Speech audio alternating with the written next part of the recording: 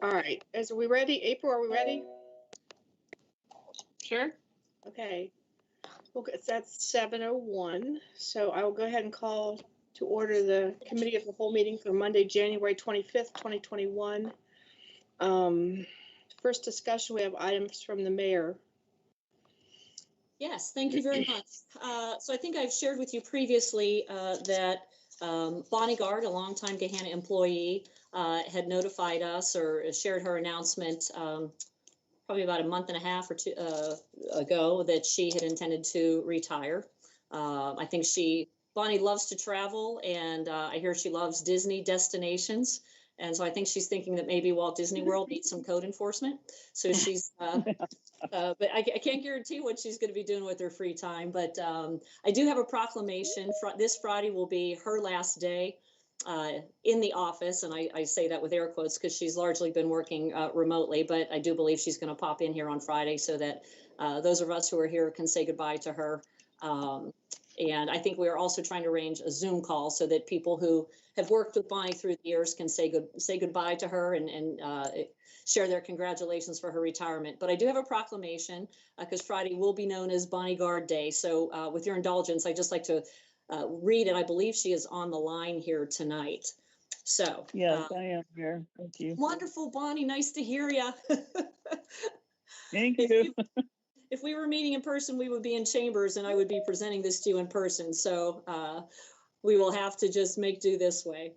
So whereas after 26 years of dedicated service to the citizens of Gahanna, Bonnie Gard has announced her plans to retire from her position as the Code Enforcement Administrator for the city of Gahanna. And whereas Bonnie fell in love with Gahanna on February 14th of 1994, when she began her career with the city as part-time clerical support to the engineering department. She subsequently was appointed secretary of the building department before being named the zoning clerk in the development department, served as zoning administrator, and eventually held the position of code enforcement administrator. And whereas Bonnie's zoning knowledge has been vast, and she has calmly worked with residents and businesses to help them through zoning questions and concerns. And whereas Bonnie enjoyed a spirited competition each year with Chief Building Official Ken Foltz to see who could find the most unique gift with leopard print to present to then Development Director Sadiqa White, finally conceding to Ken after he found a Christmas tree skirt made of leopard print. And whereas staff potlucks and celebrations will not be the same without Bonnie's delicious treats, which she made by hand to generously share with her teammates, and her lunch bunch cohorts will greatly miss their anticipated outings together. And whereas Bonnie's love of travel and work experience will serve her well in her retirement, as she is likely to spend her time exploring various Disney destinations for code violations. And whereas for the past 26 years, Bonnie Gard has demonstrated commitment and dedication to public service and to the residents of Gahanna, and she will be greatly missed by her team members and everyone who has come to know and appreciate her kind spirit. Now, therefore, I, Laurie A. Jadwin, Mayor of the City of Gahanna, Ohio, do hereby recognize, honor, and thank Bonnie Gard for her outstanding service to the City of Gahanna and proclaim January 29, 2021 as Bonnie Gard Day. So please join me in congratulating Bonnie on her retirement. Thank you so much, Mayor. Bonnie, we thank you for everything that you have done, and we expect to see lots of vacation pictures. Okay.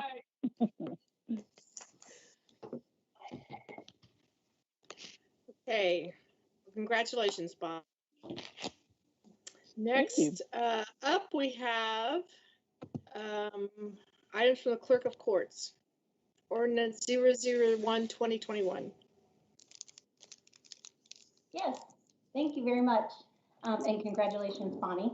I aspire to have the 26 years in here at some point. But the contract that's before us is the Franklin County Public Defender's contract. Each year, the city enters into that contract for representation of any indigent person that's charged with a Gahanna ordinance against Franklin County Municipal Court. The 2020 Public Defender's contract expired December 31st. We just received the 2021 contract with the new 2021 pricing structure of $54.69 a case. It'll be retroactive to January 1st, and we're not asking for an emergency or waiver.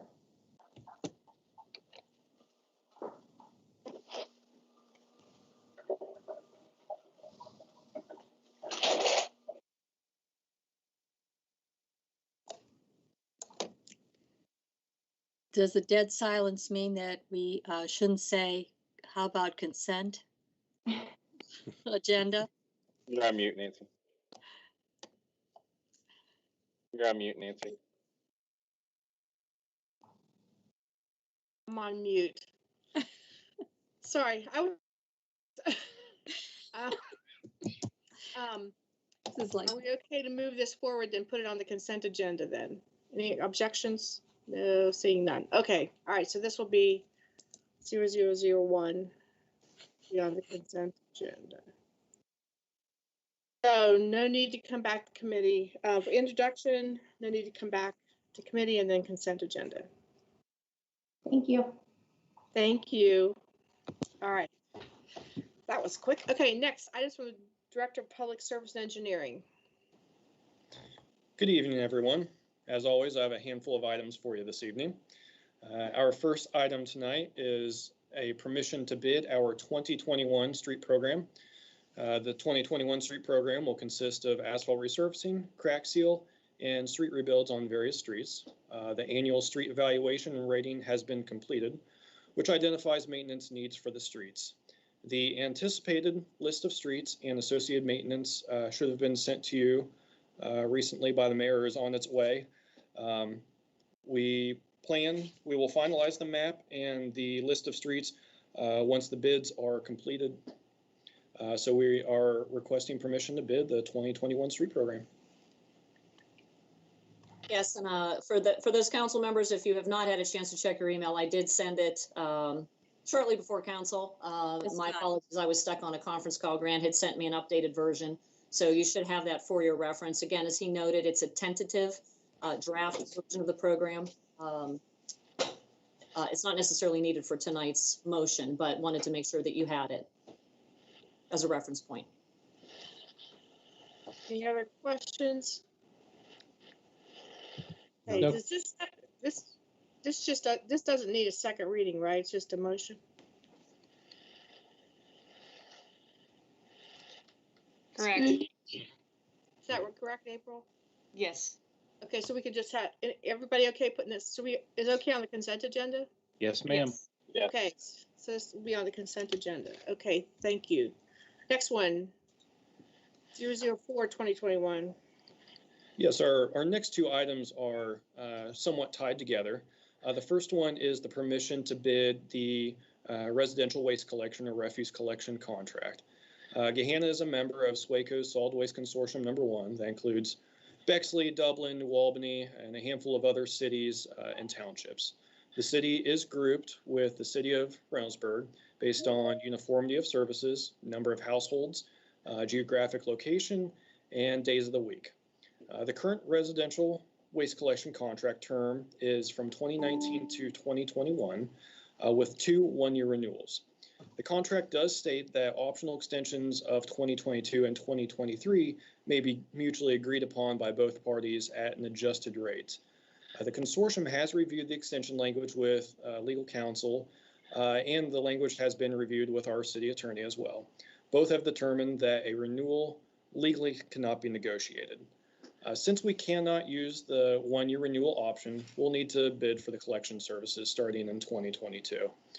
The two collection service bidding options are proposed for Gahanna. Upon receiving bids for both options, each community will have the ability to choose the best option for its individual community. The bid options are generally the same as previous years, except for the term. One option is a 5-year term, and the other option is for a 3-year term. So we are respectfully requesting legislation to participate in the Consortium 1 cooperative bid for refuse collection.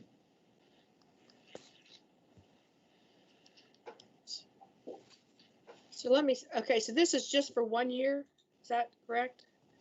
No, this is either a 3-year option or a 5-year option. Okay. You kind of lost me when you said we could, we couldn't legally do that, and then I wasn't sure what that was, so, okay.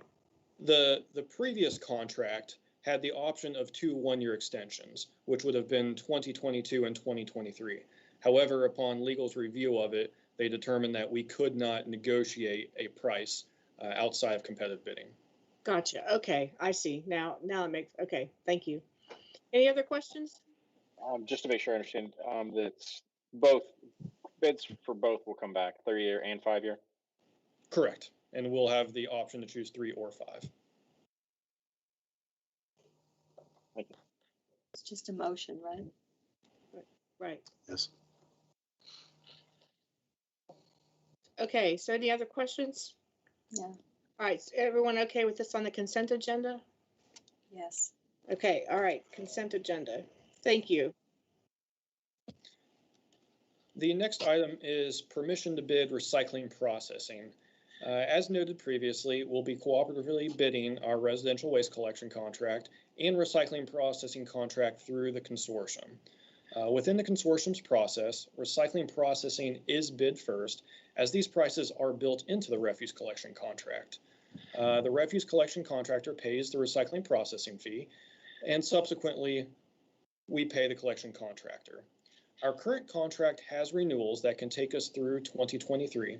However, since we are bidding the refuse collection, we'll need to bid recycling processing as well to ensure that the contracts align. So we are respectfully requesting authorization to cooperatively bid recycling processing. Okay, any questions on this one? Consent agenda, all right? Sure. Okay, all right. Okay, good, thank you. Our next 2 items are our standard quarterly supplementals. So our department has received funds for damage to city property. So we are requesting a transfer of the unencumbered funds back to their respective expense accounts. Okay. Any questions on this one? First read. No. Okay, so we'll do first reading. No need to come back to council, and then consent agenda after that. Okay, next one. Same thing for water meter fees. We've received funds for water meter fees, so we are requesting a transfer back to its respective expense account. Okay, any questions on water meters, fees? No, ma'am. Okay, same on the agenda for first reading, and then no need to come back to council, consent agenda. Okay. Oh, there's one more, okay. Yeah, there's. Sorry, there is one more, but it's my last one, I promise. Oh, that's all right.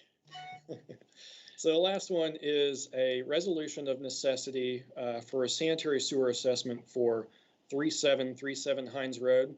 The property owner has a failing septic system and was ordered by Franklin County Board of Health to tie into our public sanitary sewer because of it.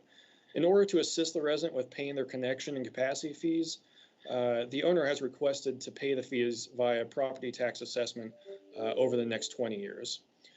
To help protect our community's health, safety, and well-being, we're requesting the first piece of legislation needed to begin the assessment process.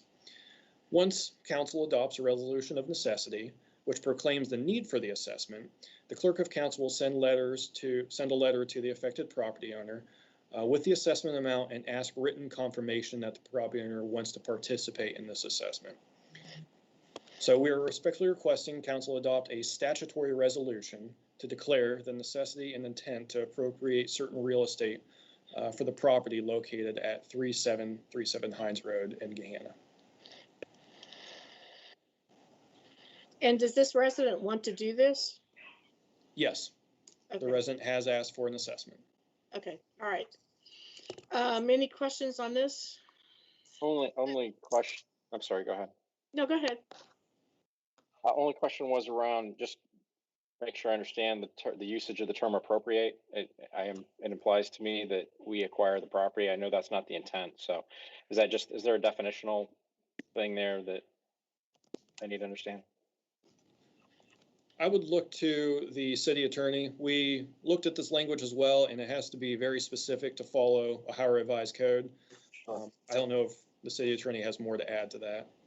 I was just going to kick this to Ray. This was a matter that's dictated by Ohio Revised Code that we worked with him and pulled up prior legislation as well. So, Ray.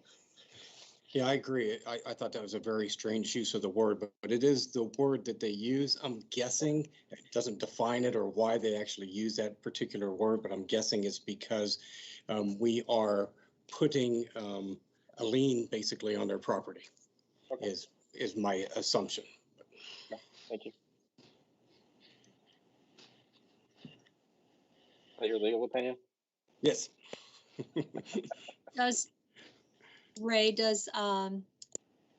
if the house should be sold, does it go to the new person that's moving in, or does it stay with the current person?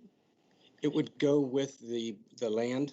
Now, the person buying it would see that on the property and may negotiate something in the closing documents to compensate them for it. But yes, it would run with the land. Okay, thank you. Okay. So this could go, everyone okay with this being on the consent agenda? Yes, ma'am. Yeah. Okay, Mhm. so it's big. Okay. All right. Next, we have items referred by the Planning Commission. Mayor, did you want to make any comments before? Yes, thank you. Typically, council will ask the administration to kind of kick off an agenda item such as this. So just wanted to kind of recenter where we are with this project. This project is the Crescent Project, which involves the Buckles property. This request for a zoning change and a variance first came before, I think it was Committee of the Whole on November 23rd was the last time this was discussed. At that council meeting, there was extensive discussion from council with regard to a portion of the footprint. And first of all, let me just again remind everybody that this is a multifaceted campus development that includes more than 100 acres. It involves medical facilities, office space, commercial, retail, residential component, open park space, and then parkland that would be south of Tech Center Drive. During the discussion that council had, there were some questions raised from council with regard to the residential component of this campus development and what the size of that footprint was. And the end result of that discussion was a postponement of this so that the developer could have an opportunity to go back and explore options to potentially reduce the size of the footprint of the residential component. The developer has since done that, and now the item is back before you again to consider the request for zoning change that needs to be made and a request for a variance that is related to the parkland. The administration is in strong support of this project. Our team has worked very closely with the developer through this project. And in terms of trying to understand and get the footprint to be at a matter that would be in agreement with council. Planning Commission has already approved this previously, so now it's again before them. We have several members of the administrative team that is online tonight, both from our planning and development departments, to discuss how this project was vetted within our team and the reasons why the administration is in support of this project. Specifically, we have Jennifer Six, who is again our interim development director. I also have on the line Dr. Donna Goss. Dr. Goss is continuing to work with us as a consultant. There we go. That's what I was trying to get out. Even though she's in her new role now with the Ohio State University, she is helping us out on some projects that she had been working on. This was one of them. So I'm very happy to say that as we continue to transition to fill the position that she left, she will be assisting us as well. And also Michael Blackford. So I'm going to first turn it over to Jennifer Six. Jen, floor is yours. Great. Thank you, Mayor. Council, good evening. Jennifer Six, Interim Economic Development Director. I wanted to start off this evening by just setting the stage in the region, but also throughout the state of Ohio. And residential is a big part of what drives the rest of development of retail and office. And maybe 5, 10, 15 years ago, there was a question of chicken and egg. What should come first? We have been shown time and time again that residential will drive retail and office. And This project is 100% in line of what's currently occurring in the region.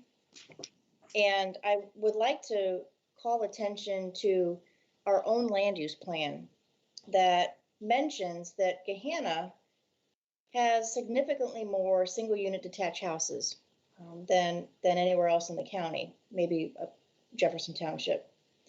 But recent projections indicate, and I'm going to quote, a strong increase in non-family households over the next few decades, suggesting a decrease in demand for the type of housing. And that type of housing would be those larger lots, single family. Now, what we are also seeing in the region is an additional increased demand for small footprint, multifamily housing. Also, according to our own plan, 87% of Central Ohio growth in households will be in households without children.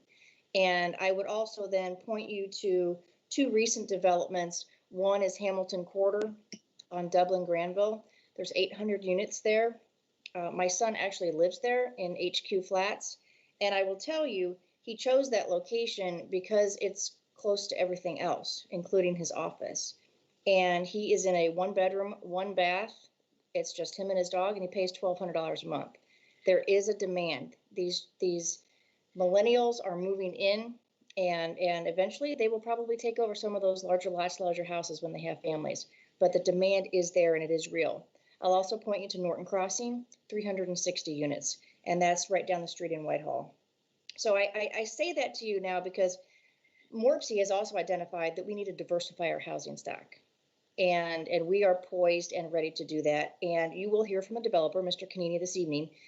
But we wanted to make sure that you understood our position and our reason why. And we do not take this lightly. And we are in full support. With that, I'll turn it back over to the mayor. Thank you. Thank you, Jen. Dr. Goss, are you on the line? Thought I saw her. Donna? She was. I just saw her.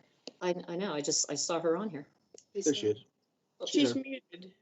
Oh, Donna, you're muted. Still muted. Still on You're mute. You're on mute. I can't see her.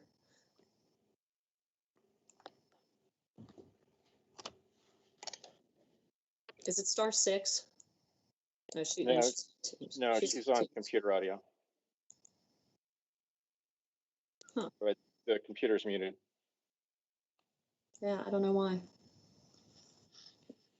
Mayor, Council, I just sent her a text message. Okay.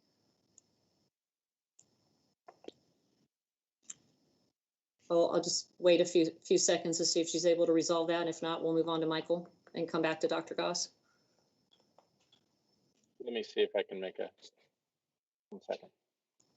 I was going to say the host of the meeting. No. I can't. I don't know if, I don't know if anyone else. April, can you help? Oh, she left. I think she's going to come back. I can't unmute people. Okay.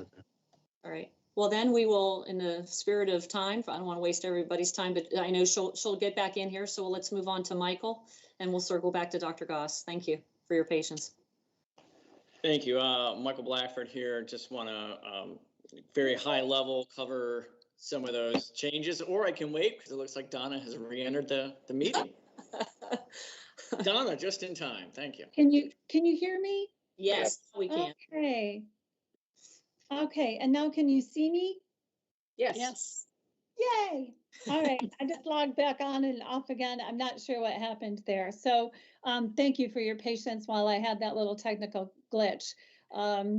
So what I'd like to do is actually tell you all a little story about a city called Dublin.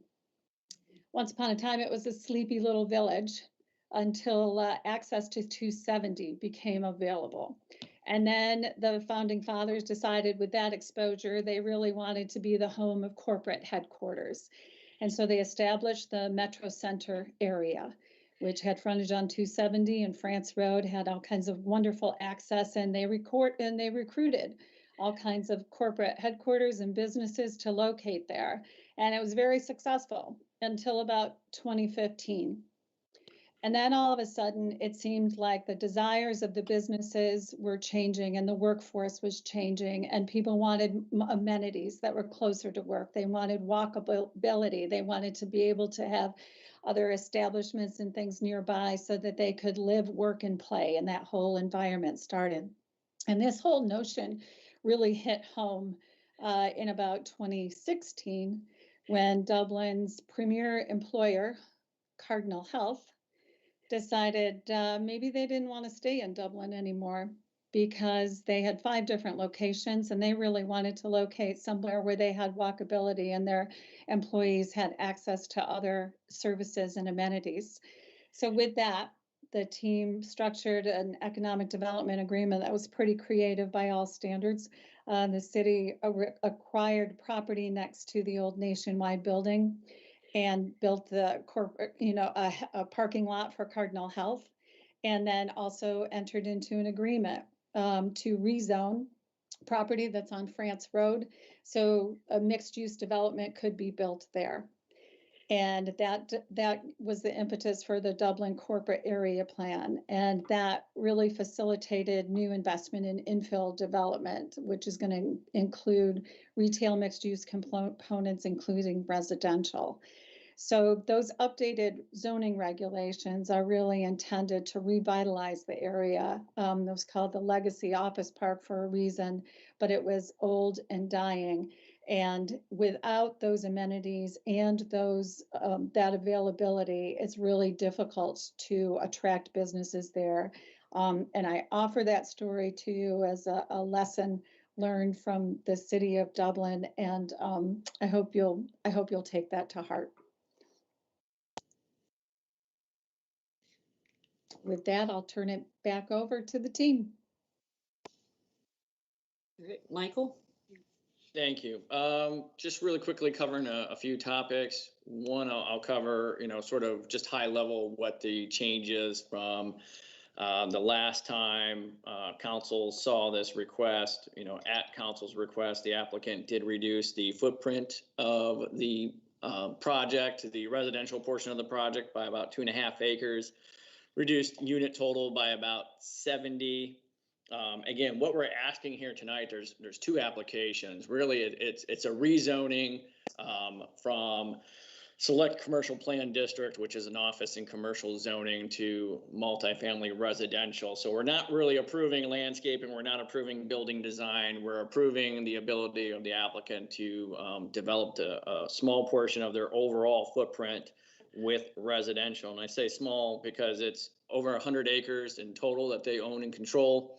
There's about 50 acres, if this rezoning is successful, about 50 acres that'll be developed with office and commercial uses, 40 acres designated as parks and open space, and then about 15 acres, or about 14% of the overall property, that would be residential. There also is a variance. It's specific to the requirement of multifamily projects to provide on-site parks and park space. What the applicant is proposing in lieu of that is, again, when you look at the total of their property they control and the total development, again, there's 40 acres of parks and open space. It's a lot more valuable to have 40 acres. You can do a lot more from a city or a developer standpoint with that property than a couple acres of on-site, and it's fairly limited. In addition to that, there's another unique component that they're meeting with 15% of the overall site being designated as open space. So they'll meet that on-site open space requirement. There's also a park fee when they go in for building permits that's collected. So even if the variance is granted to allow for some off-site park space instead of on-site, there is, again, additional open space and park fees that they will be meeting. One thing I'd like to do is very quickly here, I'd like to share my screen, and hopefully you all see a little map here of their project area. This is their overall, I'll let the applicant go into details, but there's that 100+ acres.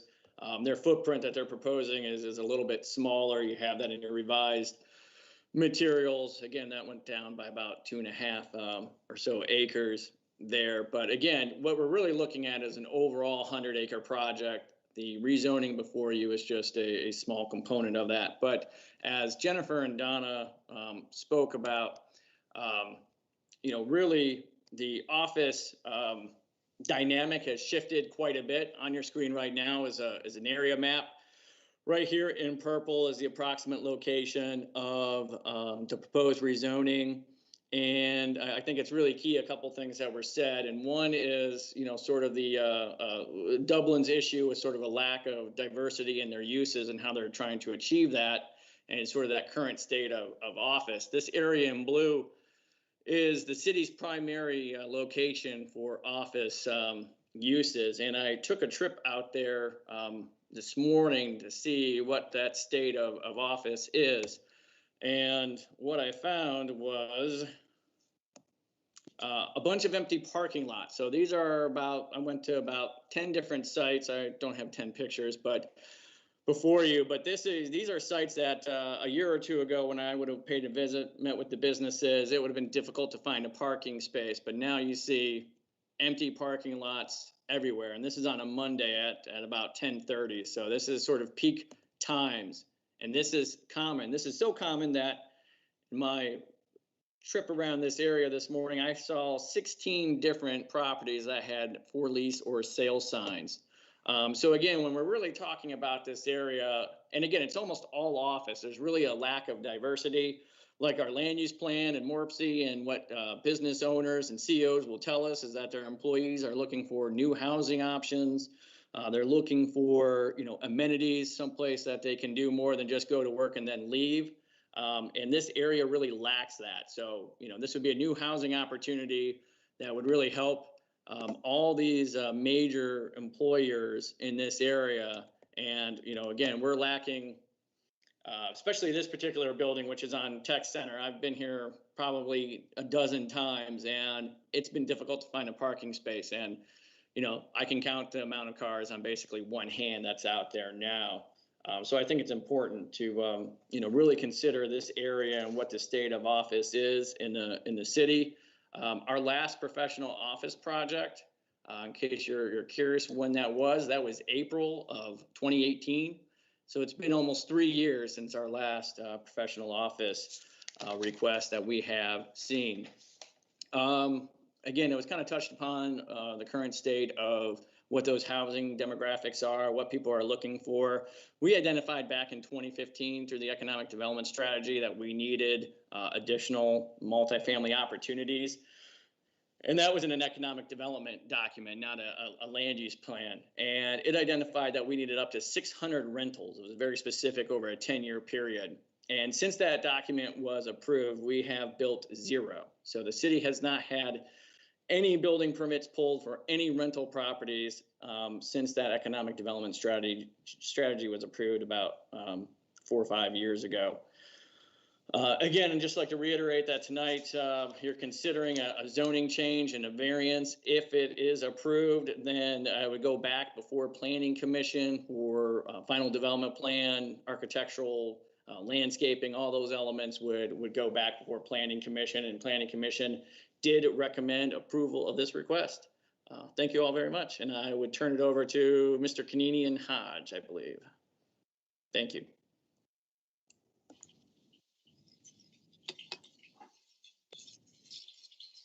Thank you, Michael.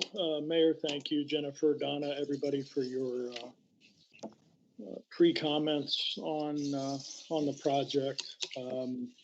If I could ask April, when she gets a moment, if she could pull up our slide presentation. If not, I can try to do it, but I am somewhat inept at this stuff.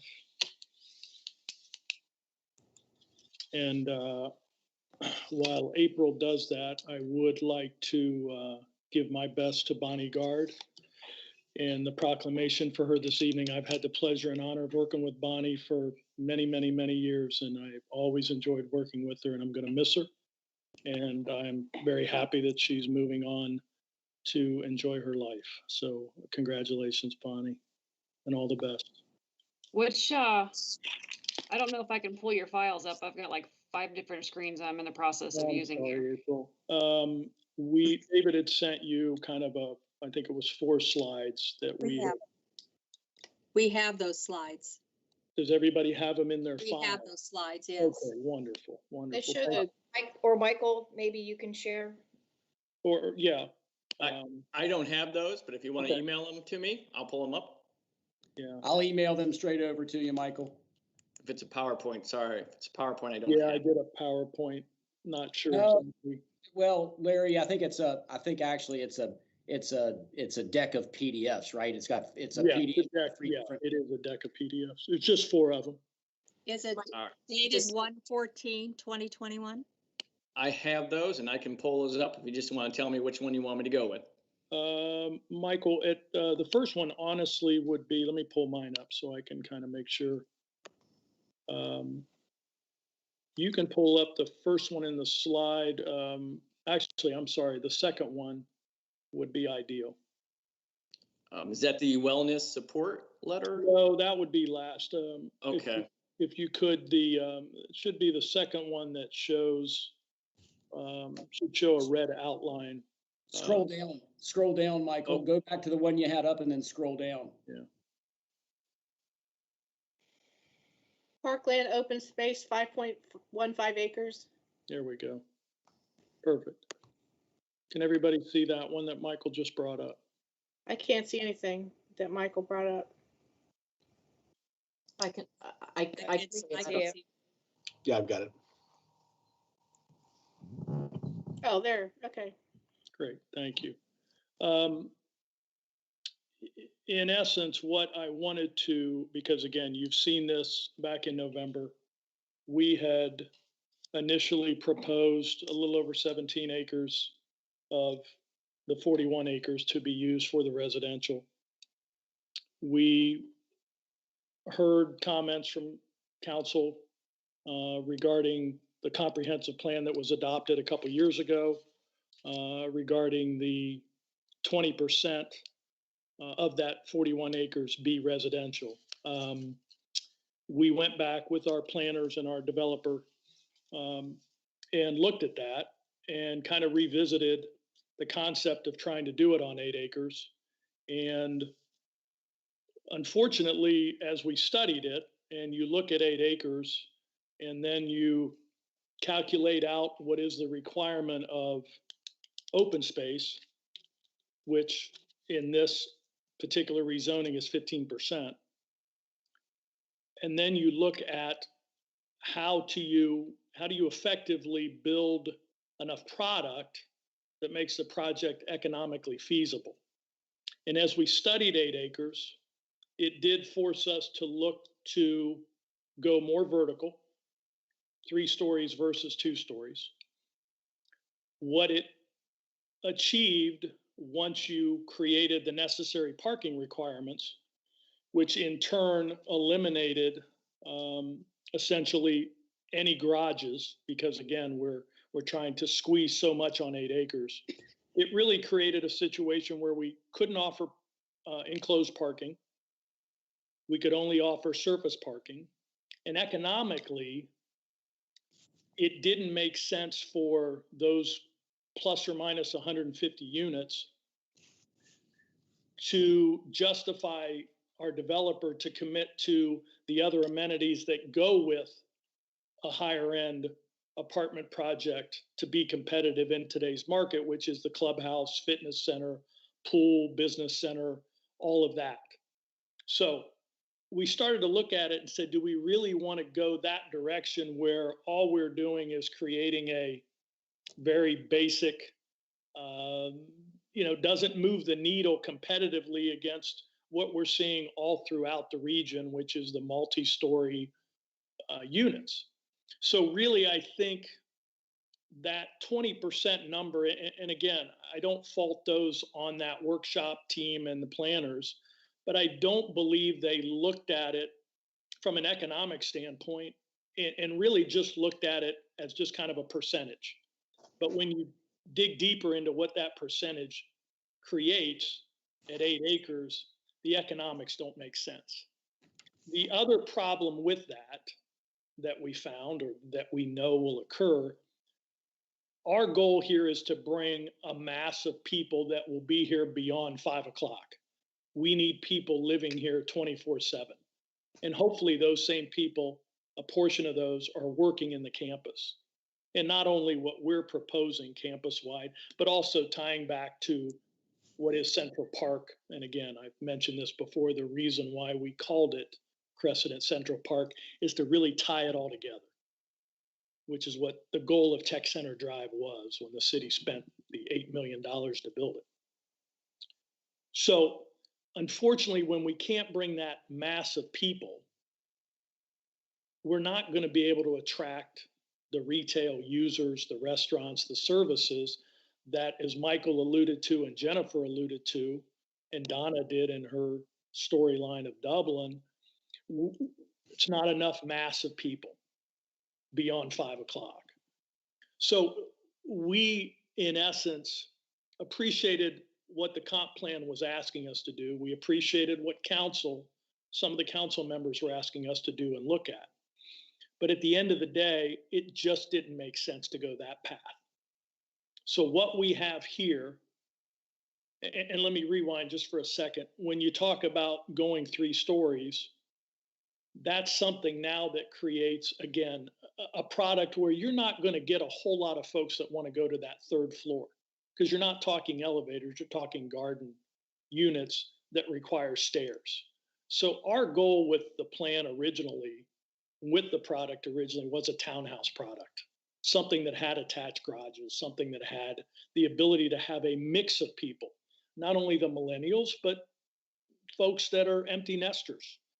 And I know there's a few of you that understand that and are at that stage of your life. I myself keep an apartment now in Gahanna, and I think it's great because I don't need it all the time, and we don't have kids at home. So anyway, we really are striving, and I think Brent from Casto will tell you, striving to have a real mix and something that's of a higher quality, that has attached garages, that has the clubhouse, the business center, the fitness center, the pools.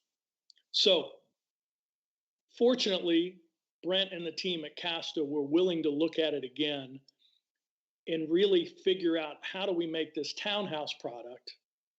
Because we all understand and talked about the flight path a few months ago. Does it even really make sense to go any more vertical with a 3-story? So what you have in front of you there is, in essence, a revised, condensed version of what we proposed a few months ago. We now are showing roughly 14 acres, which before we were a hair over 17 acres. And that red outline that Michael was kindly outlining for me is showing you what the footprint was before. Nothing else has changed with the project from a standpoint of our goals in those other buildings around it, the services, the offices, the hotels, the banquet center. Once we get to a point where the economy is back to those needs, we think we'll be very successful with that.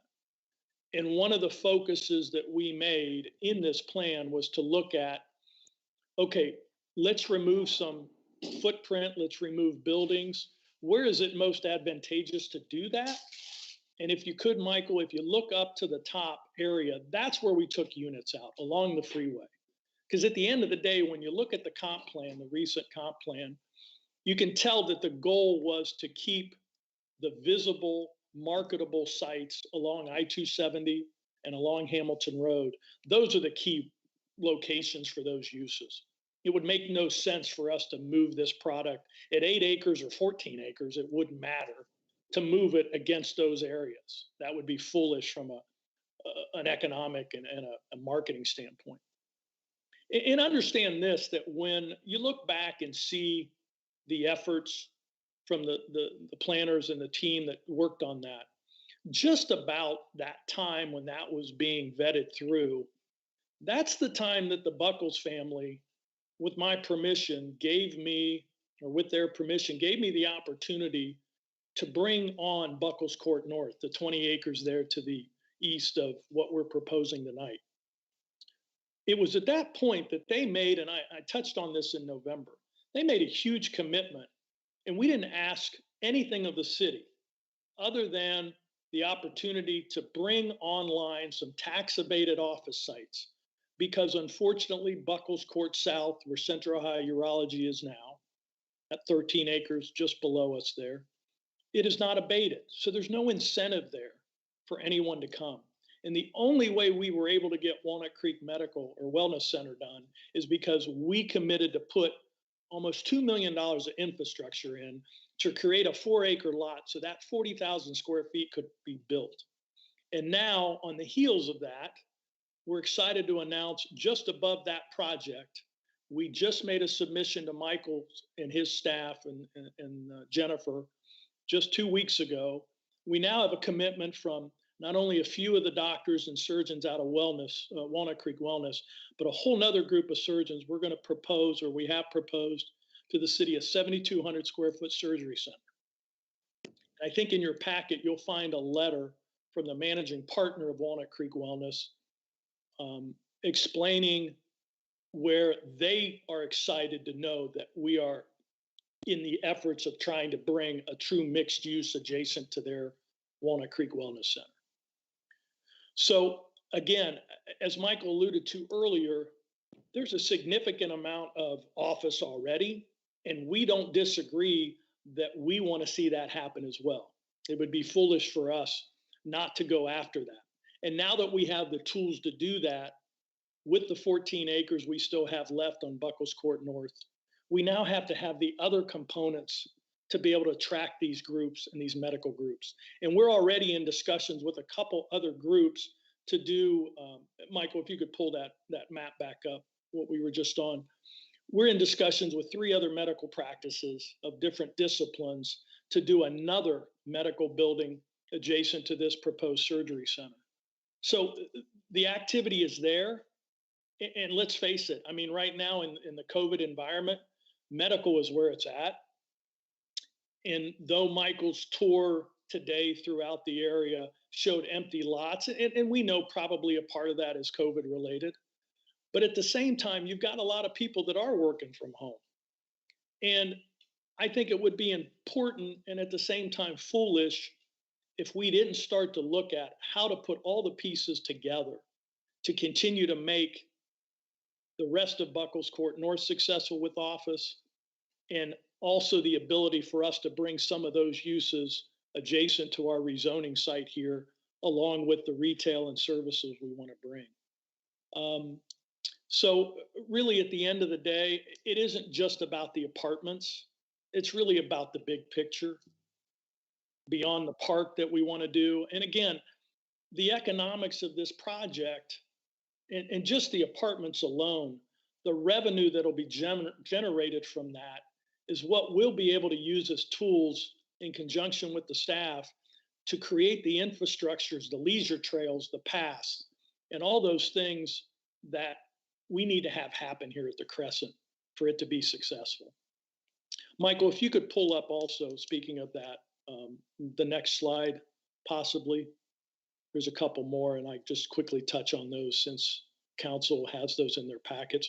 This one right here, this is just, again, more kind of a drill down to how we have shrunk the footprint. And one of the key components to this one, and it may be hard to see unless you blow it up, is by doing this townhouse product, we're now reducing to 14 acres. And we're also still, though, maintaining the townhouse unit, 1 and 2 bedrooms.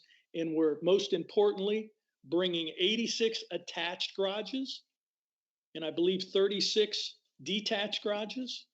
So the goal is to be and go after the millennials and some higher end tenants as well.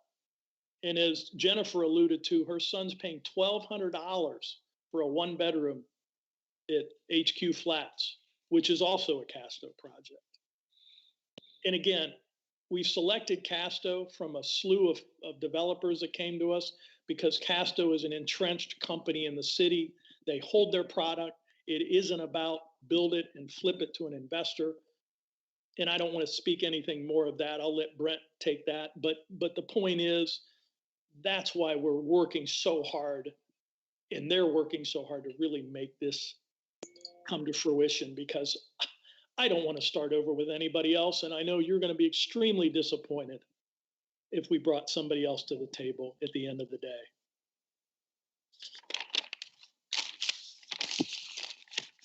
Michael, could you pull up one more, which would be, and then I'll finish with this, the value of the way the planners at Edge Group did this project for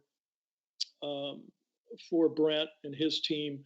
You'll see a drill down to the open space. And I think what you're going to see again, and I touched on that 15% when we talked about the 20% or 8 acres. But I really want you to look at, and we had them highlight it, how much quality open space you get with this project. And the fact that the leisure trails and everything that will be a part of all of this infrastructure, the signaled intersection that will allow a crosswalk and safe crossings for people to go to Pizzuro, in conjunction with the expansion of the 32 acres we're donating as part of this rezoning. So again, I just think, I feel like we've made a yeoman's effort in really looking at this and drilling down and trying to make this fit with the comp plan. But at the end of the day, let's all remember a comp plan is a recommendation. It's not, you know, it's not the law. It's planning. And I think there's always flexibility in this. And with every project, there's going to be flexibility, or there wouldn't be requests for variances in every project. So with that, I'm happy to answer questions.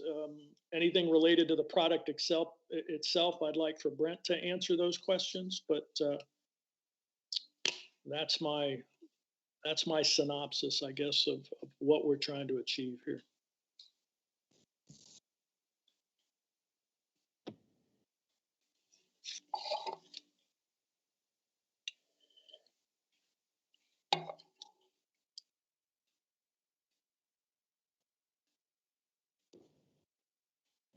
You're on mute, Nancy.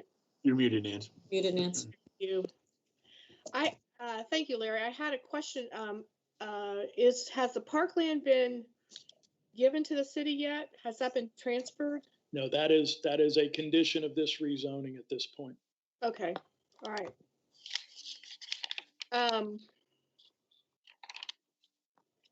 I wanted to say before we, just an aside, I guess, is that Casto, I believe, takes care of Stone Ridge. They own Stone Ridge, and even though they didn't originally develop Stone Ridge, they've really taken really good care of it. And this past year, they cut down all the trees, and I was a little bit concerned, but they immediately went in and replanted trees, which I really appreciate. And I know there was a lot of concern when the trees came out, but so far we'll see how the springtime comes, but at least they did go in. I really appreciate that they went in and replanted the trees in the development there. Any questions or comments on this plan?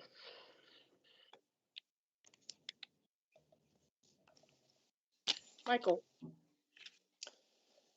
Yeah, I apologize, everybody. My little raise hand feature is not working. I did see Ms. Bowers, hers is working, and I think she might have beat me to it.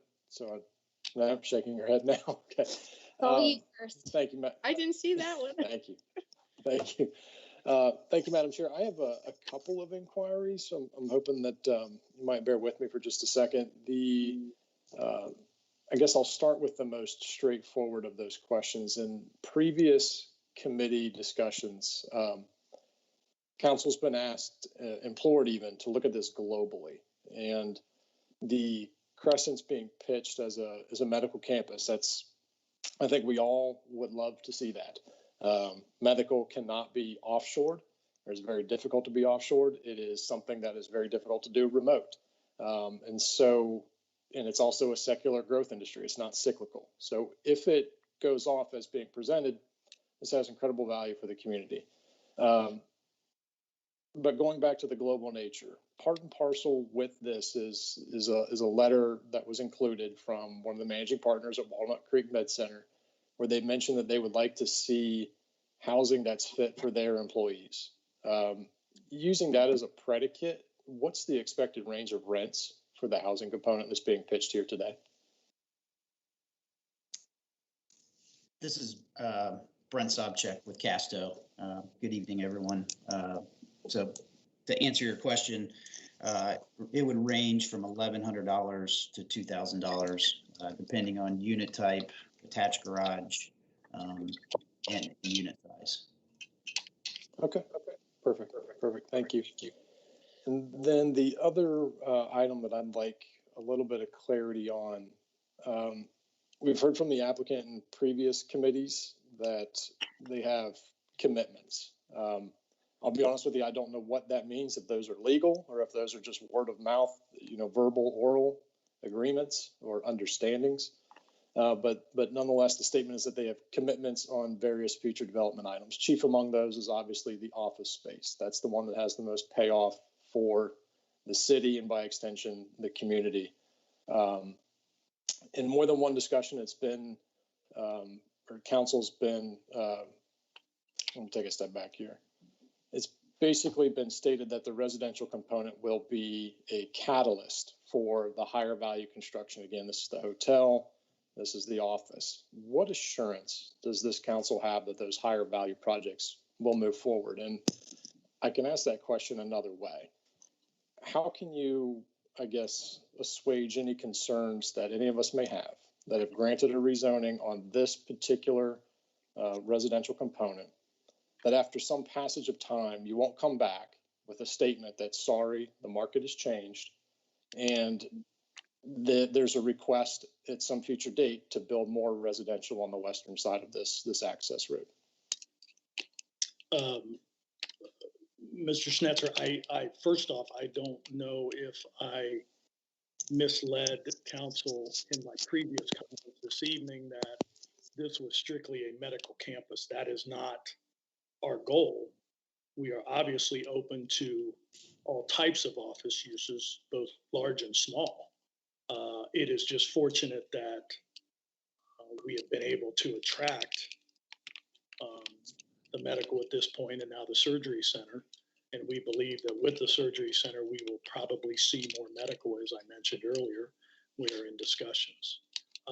As to commitments that we don't have any concrete commitments currently with hotels or banquet centers. We've had extensive discussions with them pre-COVID. And I have relationships with those developers from my past projects. And we see those coming back at some point.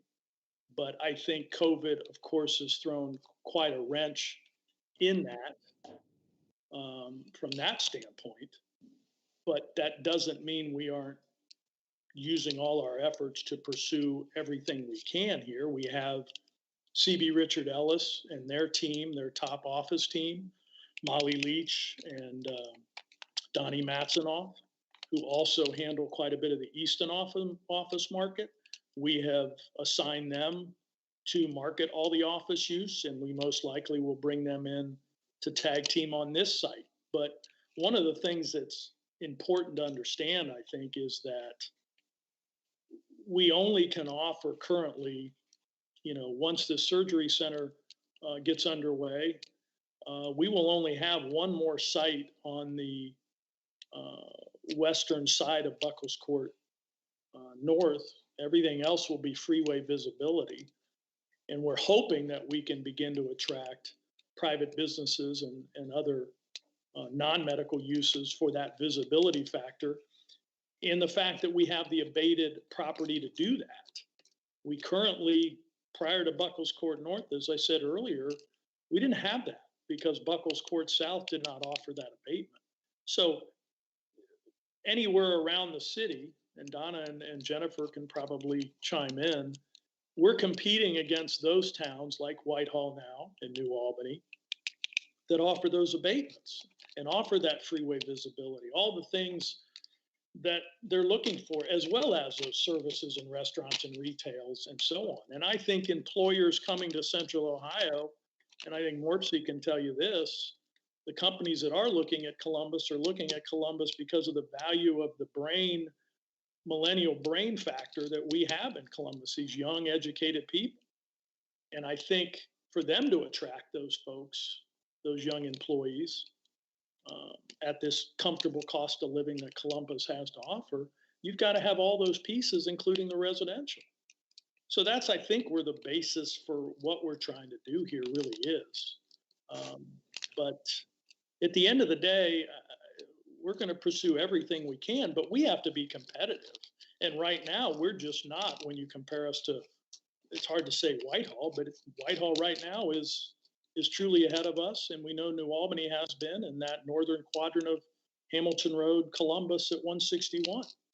And Brent can tell you about that because his company is a partner with New Albany and Daimler, making all that happen at Hamilton Quarter. And that's generally where our competition coming from, are those two markets.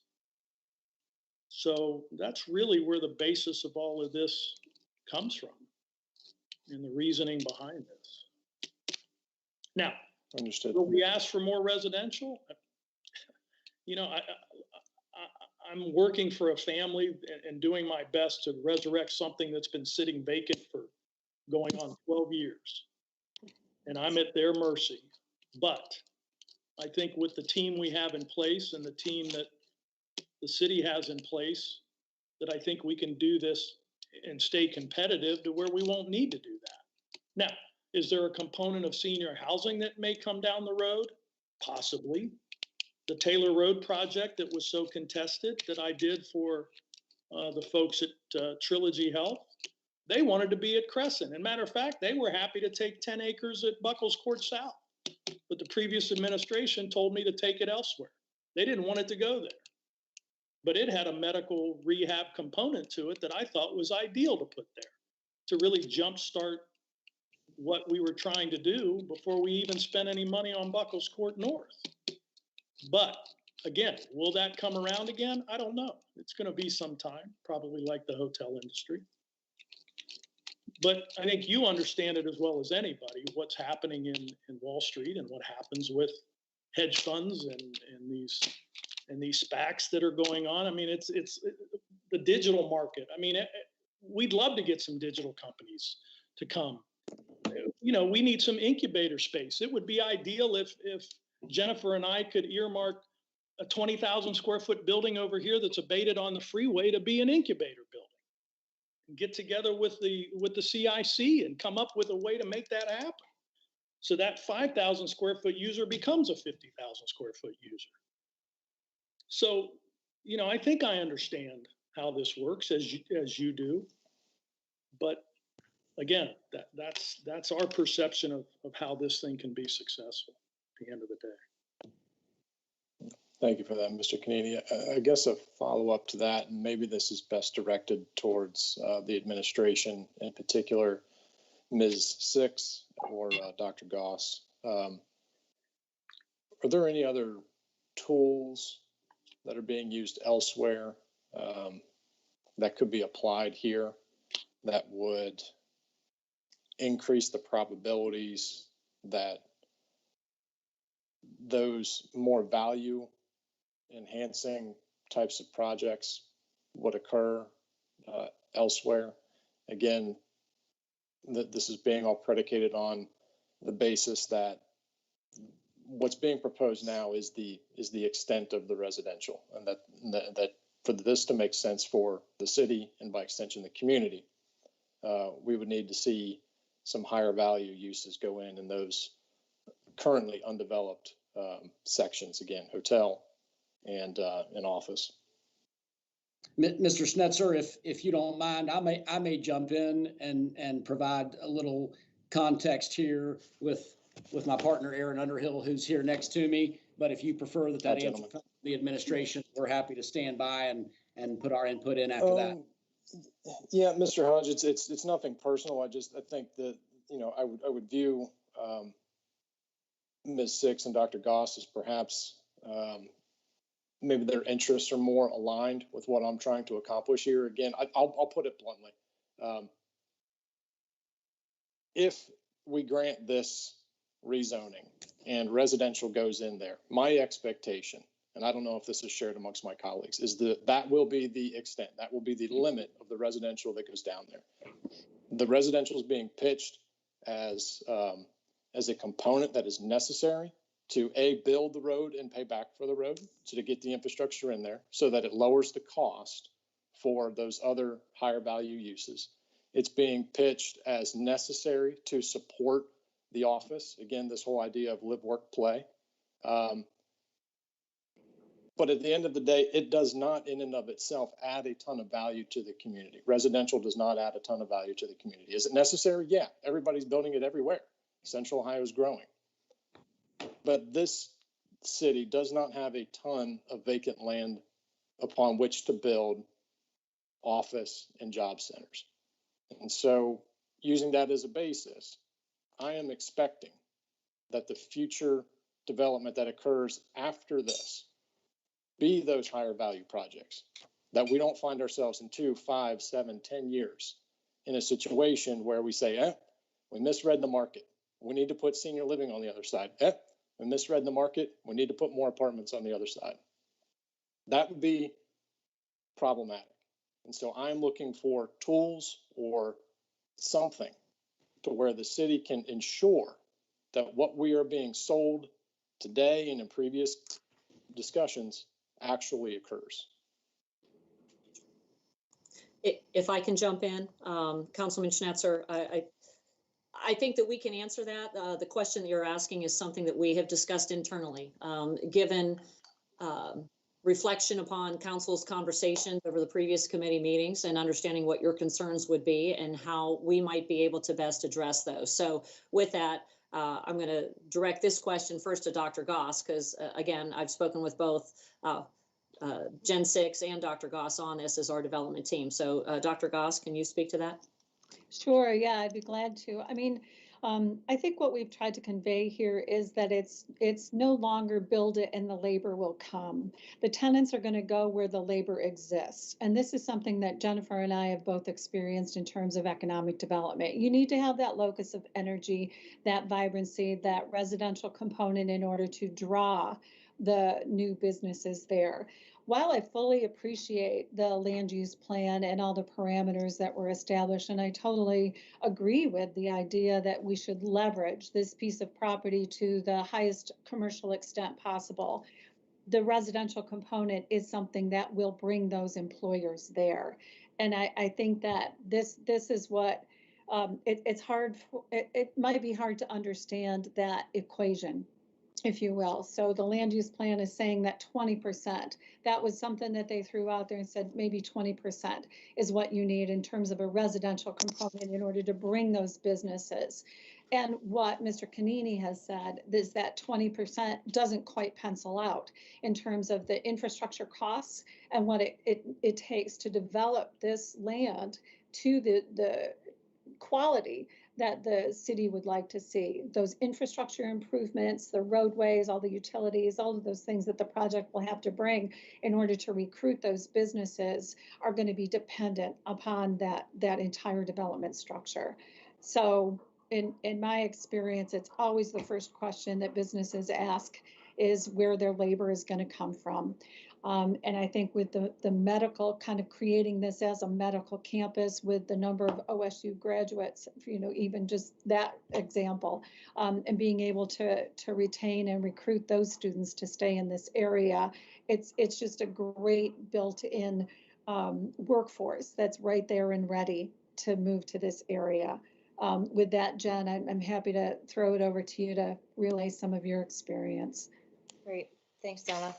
Specific to Gahanna, I wanted to mention a company that we recently spoke with, and I'm under an NDA with them, but they have stated that if they choose Gahanna, they will bring 300 jobs to the city.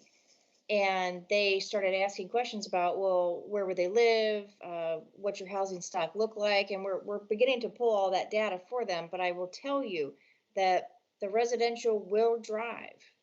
It will drive retail. It will drive office. And we have companies that are requesting better accommodations, higher quality residential housing for their employees.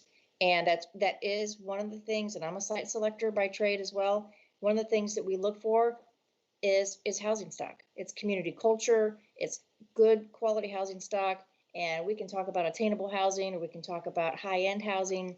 But at the end of the day, when a company is looking to locate to a city, they are also looking for housing stock. And I'll just piggyback on that. Like Jennifer, I'm under an NDA agreement as well, but my current employer is in contact with an affiliate. I'll put it that way. that's interested in putting 17 new surgical units all across central Ohio. I saw dots on a map, right, of where they would like to go and who they would like to partner with. And unfortunately, none of those dots were in Gahanna. 17 dots across the region. And I asked the reason why. And the reason why was because Gahanna was not on the map because it was not appealing in terms of being able to recruit workforce to support this company. It's a medical service surgical company. So there are dots in Whitehall, there are dots in New Albany, there are dots all over central Ohio, but not in Gahanna. And it hurt my heart a little bit, I got to tell you, to see that come across my desk. Madam Chair, Mr. Schnetzer, if I could add one more point.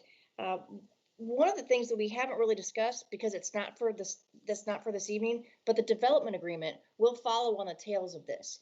And within that development agreement, we have the ability to limit residential. We have the ability to call out certain things that the city administration wants to see in this agreement that will hold the developer accountable moving forward. Good. Thank you for that, Ms. Six. If I may, Madam Chair, just a quick follow-up. So I do want to make clear that I understand everything that you all are saying. We have, the chair of MORPSI here with us, and Karen's done wonderful work down there for a number of years. So I understand the need for housing, how important it is for economic development, just for the region in general. But I do want to underscore the question is what tools, and it sounds like maybe a development agreement is something that would give those of us that might have concern some enforcement mechanism to see to it that the project does or that future construction is what is being pitched, or what is consistent with what is being pitched in the last, let's call it 3 months or so. I don't know if a deed restriction is another sort of option. I'm sure that's all subject to negotiation here. But fundamentally, here's my concern. If we grant this rezoning and there's more housing being built, and sometime down the road, whatever it is, there's some excuse, and then there's another request to rezone more for residential. I'm opposed to that. I'll go on the record saying I'm opposed to that. If that's a risk, I'm going to have a hard time supporting this. So I'm going to need to see some assurance that future development will be the high value stuff that this community needs. So with that, I'll stop talking. Madam Chair, to Councilman Schnetzer, Mr. Canini has his hand up. I don't want to speak for him, but I would add something to that, but I think that he might want to do that. Oh, I didn't see. Okay, I'm sorry. No, I'm sorry, Madam Chairman. Jennifer, please go right ahead. Within the body of the development agreement, Mr. Canini is open to the idea of restricting certain number of acres for medical office. And that is something that would tie him to developing that as such in the future. Actually, I'd like to correct that, Jennifer, medical and or general office. I don't think we want to specifically pigeonhole. That's right. You're right. Yeah, we don't want to be too prescriptive. Right. My apologies. We in essence, with the completion of Buckles Court North, when we made that commitment, we also made the commitment that that would be office use there. And at one time, there was no restriction on that. It fell within the SCPD zoning, that this site that we're discussing tonight, the 40 acres west of the creek, that's the current zoning there. So we've kind of made that commitment.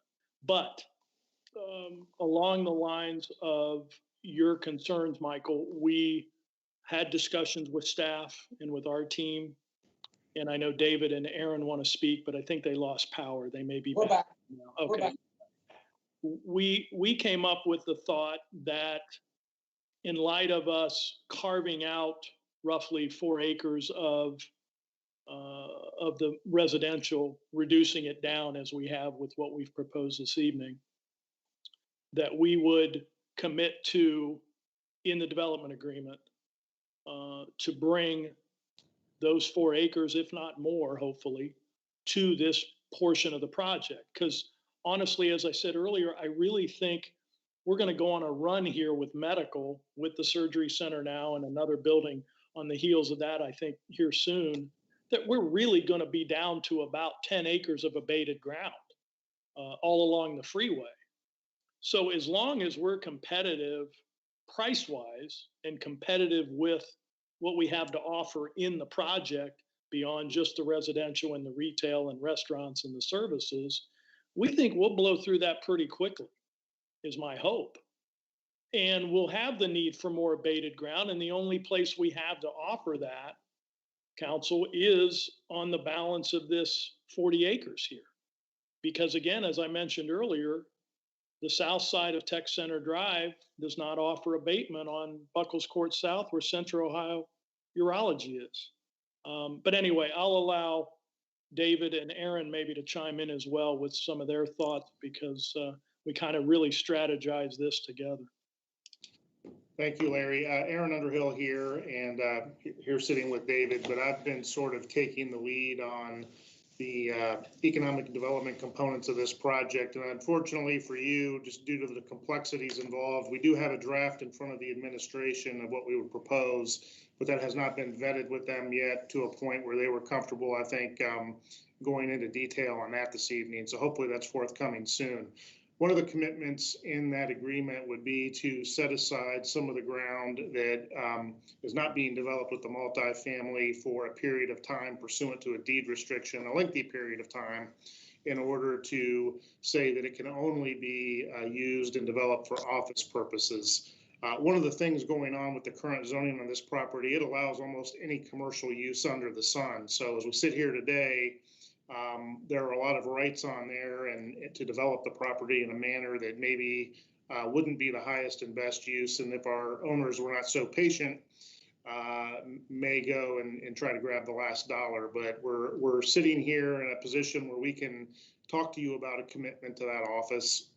I think that, the other thing that's interesting to me is when we compare this to a Hamilton Quarter, for instance, and where Casto is building 800 units and has built some of those units at HQ Flats. It's interesting that the Daimler Group, right by the Big Lots headquarters, has just committed and in fact are building a speculative office building there, right there on the south side of 161. And boy, I think that really speaks to the strength of a market when in this environment, you're going to go out and speculatively build a building with no tenants, by the way. They feel that strongly about the demand that's going to be there, given all of the retail, restaurant, and residential amenities there. So I think that's a prime example of what we're trying to do here. And I think Larry will be, fielding a lot of calls once we get this in place. The other thing I'll mention is that the economic analysis that we're presenting to the city has a lot of components to it. Things have to happen in order to generate the revenue, but you've got to make a prediction of what you think the market's going to give you. The bed tax revenue from here is very significant. TIF monies could be available for unabated portions of the property and even for later years. And in addition, I know that I have talked to some of you over the years about getting a new community authority in place. And part of our development agreement will commit us to a $5 million new community authority charge on this property. And you could also, by the way, apply some sales tax to the retail on this property as a part of that. And if you know anything about new community authorities, which you may or may not, they're voluntary essentially assessments you place on the property. And I think they're a great tool that has been used in other places, such as in New Albany, that have allowed for a stream of revenue to be found that wasn't otherwise there. In this particular circumstance, while I don't know that we're going to solve fiscal problems of the city from an NCA that applies to this property alone, we have agreed as a part of this at our cost to be reimbursed later out of some of these revenues to form that new community authority for the city and allow it to be expandable to other areas. So it opens up opportunities in other areas of town that are undeveloped. And so I think there are a ton of tools in the toolbox here that, this is going to be, and Michael, we've talked on the phone previously and I've shared some numbers with you. I mean, it's $40 to $50 million over 30 years of revenue once we get everything up and running here. So there's a great story to tell on a number of fronts here if we're able to get this done. And, we believe this will be the catalyst for that.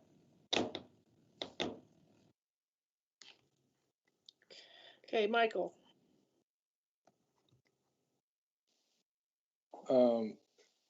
Mr. Underhill, can I ask a question about what's the subject property for that NCA?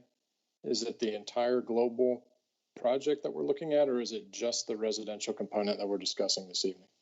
It would be essentially the western portion of the property, including the multifamily, but all of the commercial as well. So a follow-up question to that, would that not raise the carrying cost of those parcels?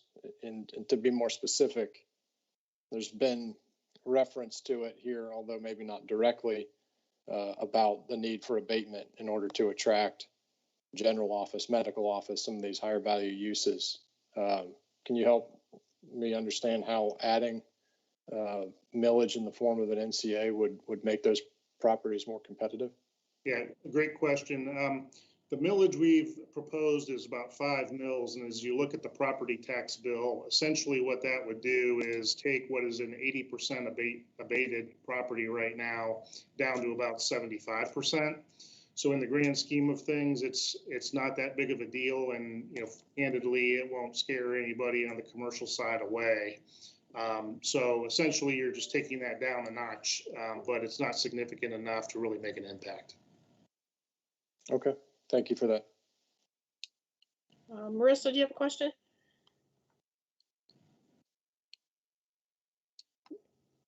Yeah, thank you. I will do my best to try to streamline my thoughts.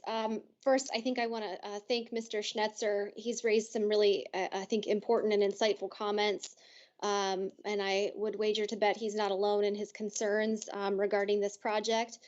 I had the opportunity to go to Bridge Park. I'm embarrassed to say for the first time this past weekend, and really enjoyed the vibrancy. Even in the middle of a pandemic, it was still a vibrant setting and a nice evening.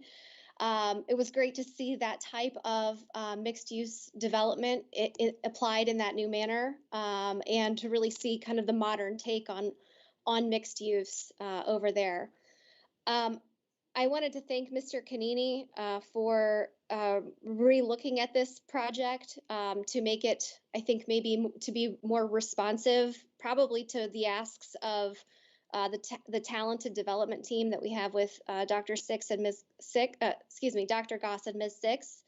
I think the townhome concept is probably a bit more along the lines of the type of multifamily that perhaps will give us a little bit more sustainability in the long run.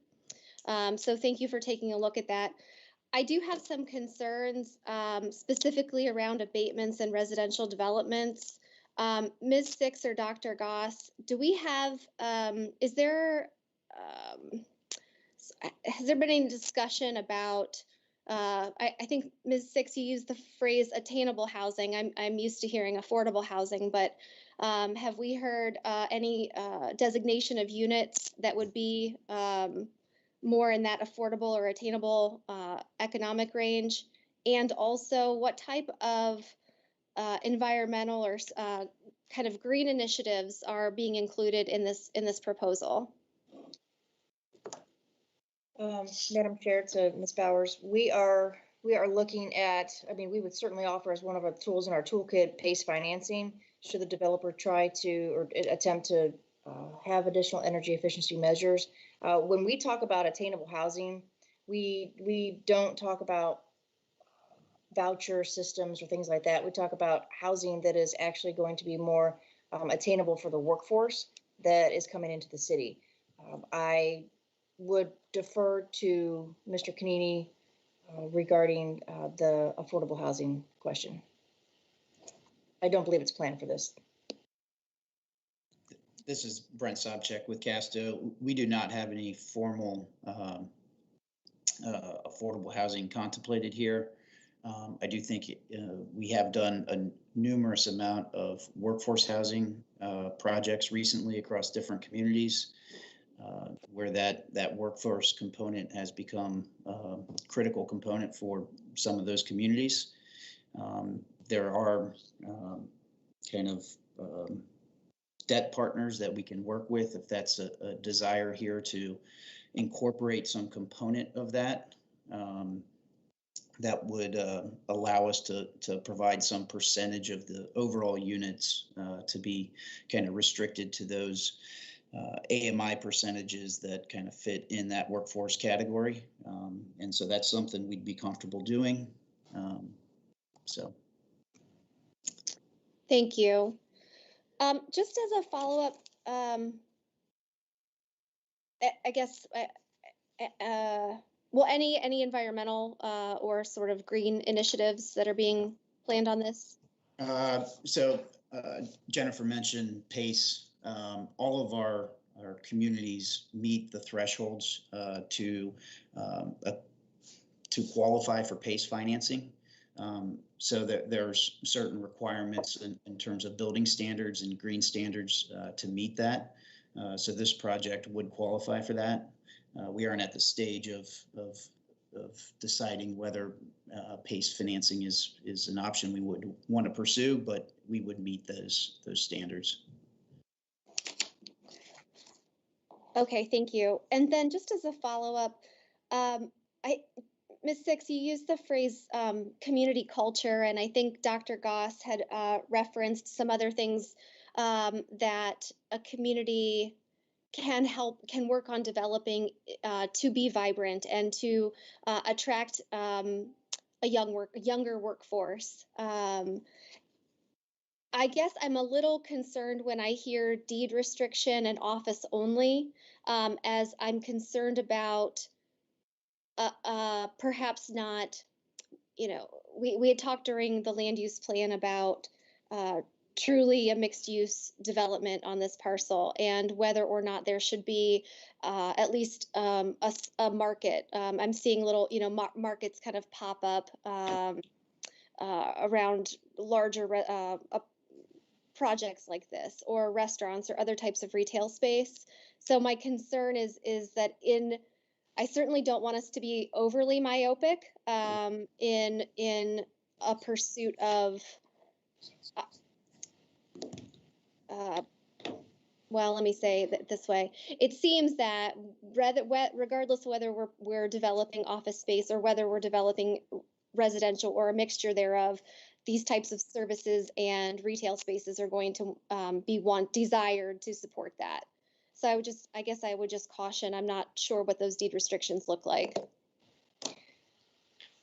Madam Chair, to Councilman Bowers, I don't think we're necessarily saying deed restriction. We are being a little bit more restrictive in the use for a certain number of acreage that just makes more sense. And we believed that it would provide some additional comfort for council to understand that those 4+ acres would not be any additional residential.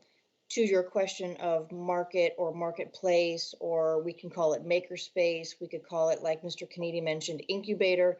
There are definitely opportunities for smaller boutique shops. It's really the market's going to drive that. I think that, Molly Leach, her name was brought up. I'm working with her on a steering committee in Central Ohio. CBRE did a massive projection today about COVID, about office space, about multifamily, and about mixed use. And when you look at catalytic development, it really does need to include a mix of uses. And we do believe that people will be going back to the office in 2022. And I think that we can rely on that prediction because that's what we're seeing in the market. And the fact that there's already an office going up near Dublin Granville, I think that speaks volumes.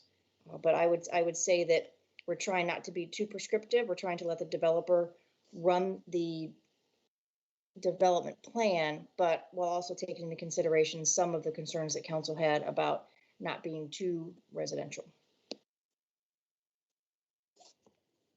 Thank you. Erin, did you have something? You were on mute before. Oh, I'm sorry, I appreciate it. No, I just wanted to reiterate that the commitment would be in earnest to get a certain amount of office commitment there, but it wasn't intended to apply to everything because of just the reason Ms. Bowers mentioned, which is we want to have a variety of uses here. But we did think it would give some comfort to make sure that the city would get a little bit of what they're looking for in addition to what Larry has already done and attracted. Okay. Madam Larry, Chair. yeah, I just saw your hand, Larry. Yeah, thank you.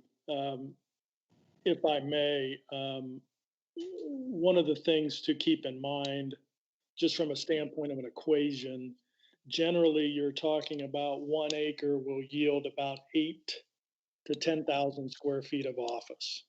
1 acre will, when you calculate parking and everything else that's required. So to give you a sense, Marissa, of where a 4 acre commitment would take us in the way of office. And again, knowing that we still have plenty of abated office sites available on Buckles Court North and then land available at Buckles Court South that's not abated. The other thing along the lines of conversations we're having with people, one of the first retail folks that came to us when I first announced this project a couple years ago was the team that did the Rusty Bucket there by the high school, that center that did the Rocky Fork shops there across from Bob Evans. So they were one of the first that came to us asking about the retail and said, listen, we'll commit if there's some units there, but until there's residential, we really aren't interested. So to think that we could get those types of uses, I think that there's definitely a good opportunity to get that. Now, how we do it, I think we're going to intend on bringing in some planners that deal in the retail arena to kind of help us understand how we create it to make it vibrant like you saw at Bridge Park. And Donna, if I may ask you,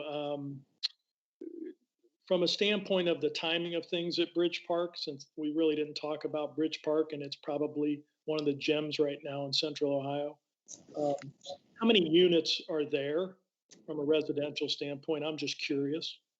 Oh my gosh, Larry, you caught me off guard there. I don't remember off the top of my head. That's terrible. I could probably look it up real quick. I know where to go. I know Brent, you can probably answer that because your firm built a version of your product there at Bridge Park. How many did you do there, Brent?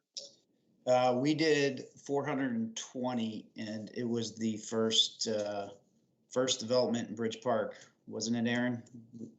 We got that done 2015.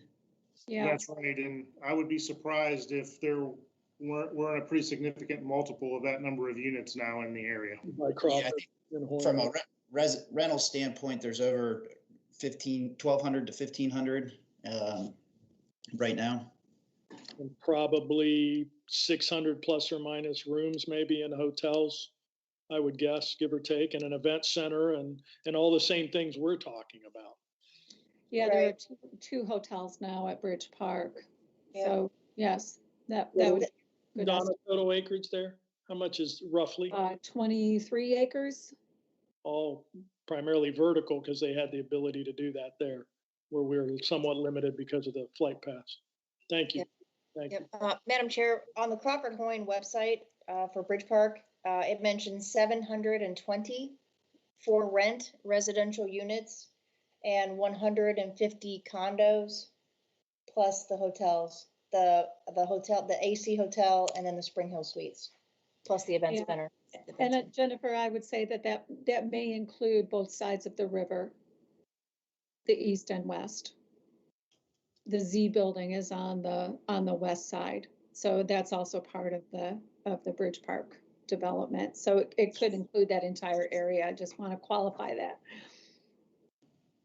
Okay. And that's just the Crawford Hoyne, correct? That would not include Casso's projects, for instance. That's correct. Yeah, that's just off Crawford Hoyne's website.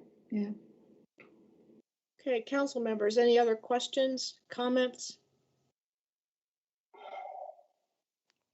Oh, Stephen, I just see your hand. Yeah, that's all right. So I want to thank Mr. Canini. you know, one of the skill sets that you have is you're good at selling a vision, and from a very high level, I see the vision. I understand what you're trying to say, and then hearing that there are more commitments by like a med-surg center, I think that's also a very positive thing, and so that's kudos to you and your team.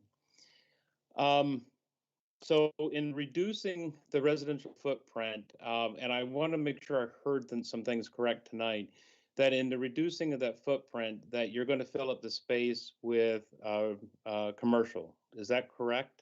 Yes. Say it like that? Yes. Okay. Then back in October, we were given a document that shows, you know, income tax projections based on if certain commercial develop, you know, it went a certain way. Is that going to have to be redone now and given to council? Or do you still sit next to that statement, that income statement that you provided on income tax? Well, I will say, Aaron here again, if anything, I think that will improve with what we're doing here. So we will be happy to rerun the numbers. And I think, in fact, I've given updated numbers to Jennifer and the mayor, but they actually will tell an even better story. Right. And it's from what I'm hearing tonight is that nothing's written in stone. So there might be some space in those numbers, right? You know, it depends on what the development vision actually matures into, right? That's correct. And I think when I developed those numbers in consultation with everybody on our team, I wanted to be more conservative than not. Obviously, a lot has to do on the macro economy, timing. If something's a year or two off, obviously that means revenues are going to come in later. But I think especially with respect to the office, we're trying to under-promise and over-deliver there. We'll see what happens, but you know, I think those numbers, if I were to say, are they conservative or pie in the sky, they're much more conservative than pie in the sky. Understood 100%. So that's the income tax projection. So, but before us right now is a residential zoning issue. And we know, although I couldn't see it in the documents, but you know, we talk about that this is an abated area. And I wanted confirmation about which CRA. I think it's number 4. I'm not 100% positive. I couldn't, you know, dig it up, but I wanted it if Blackford or somebody could confirm which CRA and confirm that it's a post 94 CRA.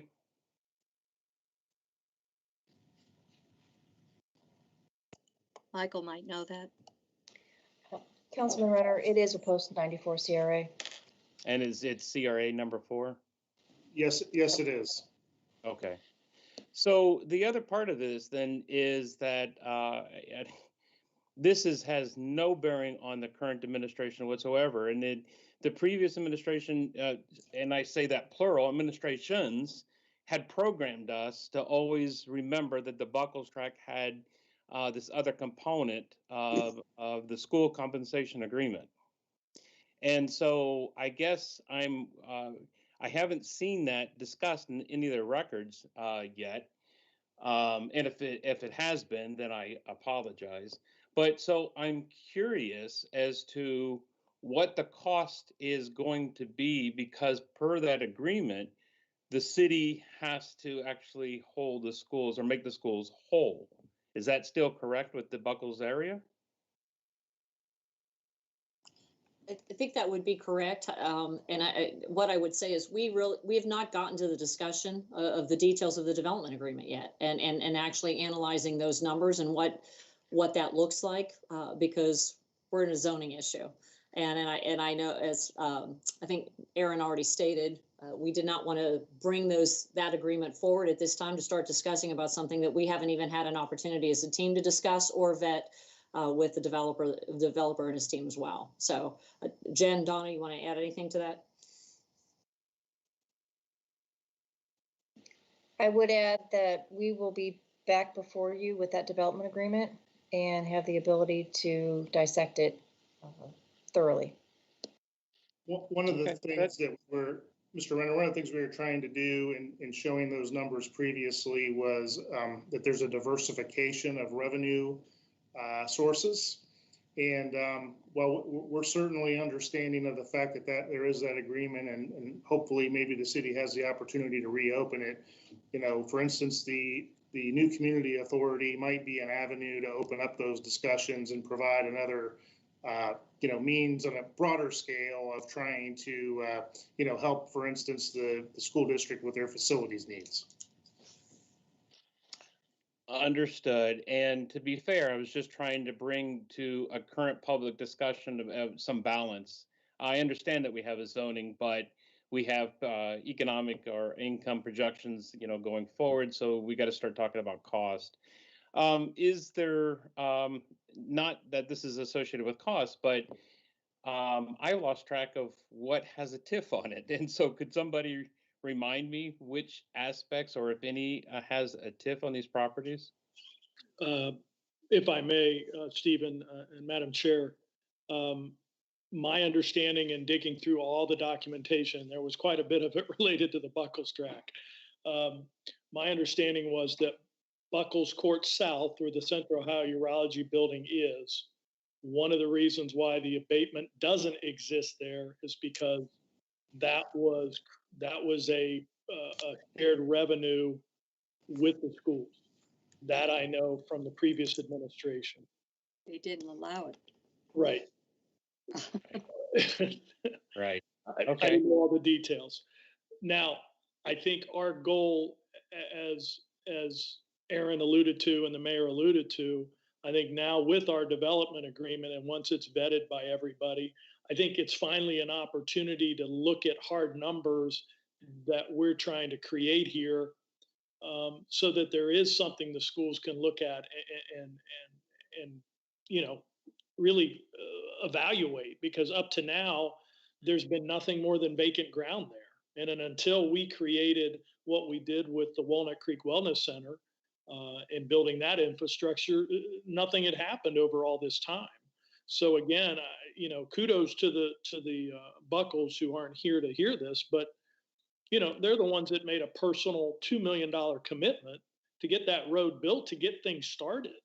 And so I think if anybody should be applauded, it's them. Yeah. Mr. Kennedy, thank you for bringing it up.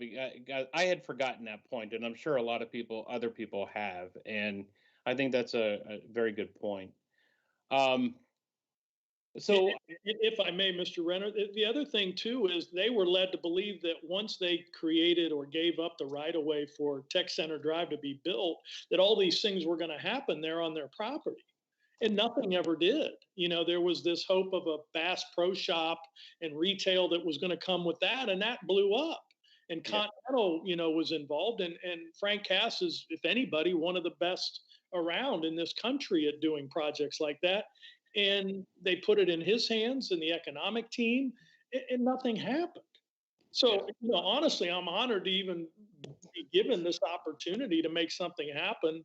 And again, I compliment my whole team that we've gotten to where we are. My engineers and Grant Crawford was very helpful in helping us get Buckles Court North done at a quick pace so we could get that building up and running, and Michael Blackford and his team. I mean, so it's really been a team effort, and I appreciate everybody's effort. And I just hope we can continue this streak we're on for the schools and for the Buckles and for the community. totally concur. So I guess since there's a development agreement that might be coming before us at some point, I'll reserve any more comments on that. Although you're scaring the heck out of me about some kind of discussion about a new development or a community authority. But we could talk about that later. And then just because it's been brought up with the green stuff, that our land use plan also talks about. I'm a big EV proponent. I drive a car that is only has a battery, and so I'm looking for more things, more places or infrastructure that actually supports that. And that's all I'll say on that. Thank you. Any other questions? Karen? I don't have any questions. I've been listening intently here. There are so many things that it would be hard to come up with all the things that need to be said. This project's been on the books for a very long time. It should have already been built. And I think it's time that we move forward as Gahanna, not backwards. And it appears that we need to, I think, to be able to move forward and have this, and I know it's going to be a very good product at the end. There's no doubt about that. The Buckles have waited a long time. It seems like people are coming there without even knowing that we're potentially ready to move forward on this. So I think that now is the time. This is the 2021. And I can't remember, Lori, I know you were with me when we went up to New Albany. That was at least 4 or 5 years ago. We need to move on it. I know that there are issues. The 20% on the way the land should be done with only 20%. I feel that was something that came up in the plan, and it creates a little bit of an uneasy feeling, but it's, what is it, about maybe 4 acres less or something like that. And when I saw it was down to 35% rather than the 45%, I think it was. I said, well, if it could be down a little further, that might make council members feel a little bit better. But we have to have some amount of apartments there. I worked in the apartment business for 13 years. So it's important that we have that. It's important that we want young millennials wanting to come to Gahanna. We are a special community, and our community is one that it's different. It's not Whitehall. It's not New Albany. It's not Dublin. It's Gahanna. We don't have as much land as most of these other communities have. So I think it's time to move forward, and I hope that we can do that in a very, with this pandemic, still be able to get this done.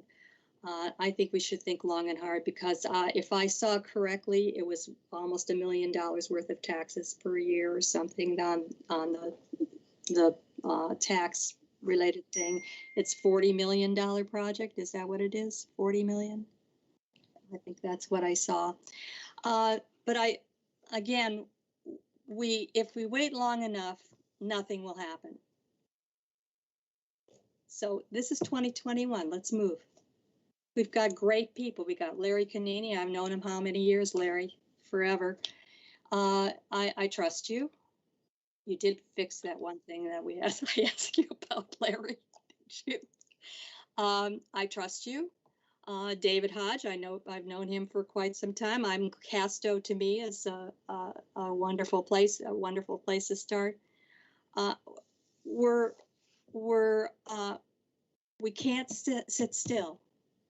We were shot down with that pandemic. We had a new mayor. We got our levy passed, only to have that pandemic. Well, let's just say it's gonna go away. Let's work on that. Let's say we're gonna do it anyway because we need to do it. And I certainly hope there's 2 hotels, 120 rooms. There's not that much. Maybe they'll even be bigger. But this is our chance. 100 acres we have. Let's move on it. That's all I got. Okay, thank you. Brian? Yeah, a lot has already been covered. Many of my questions, many of my thoughts. Couple of smaller items is rough estimate. You've got a hard count. My rough count is about 250 units, roughly. Is that right? I think 240 is what. Okay. From 320, it was at 320. Yeah, and so anyway, Mr. Canini, under Mr. Hunterhill and Mr. Hodge, you as expected have covered and checked many boxes. My most significant concern is housing in an island, and I'm trying to put that and compare that to the positives. You've identified many positives with the project, but that is a fundamental concern. With regard to the NCA, if NCAs are put together properly and put together in a good format, with a good structure, they can be a very good tool. I've spent a fair amount of time researching. I think, Mr. Underhill, I think you and I have had a couple of conversations with regard to NCAs. I don't have much to add to that other than to just continue to look at the project and kind of consider everything here. But I think that's all I have for the moment. Thank you. Jamie, did you have a comment? I like Karen. I'm looking forward to this project and wonder what's taking so long. Again, when this was first proposed years and years ago, and we did a site visit, walk around in New Albany, I was sold back then. So. Okay. Thanks, Mr. Canini, for making some adjustments to the plan. I appreciate it. It looks like a good project. Any other questions? So where are we going with this now? Lost my agenda.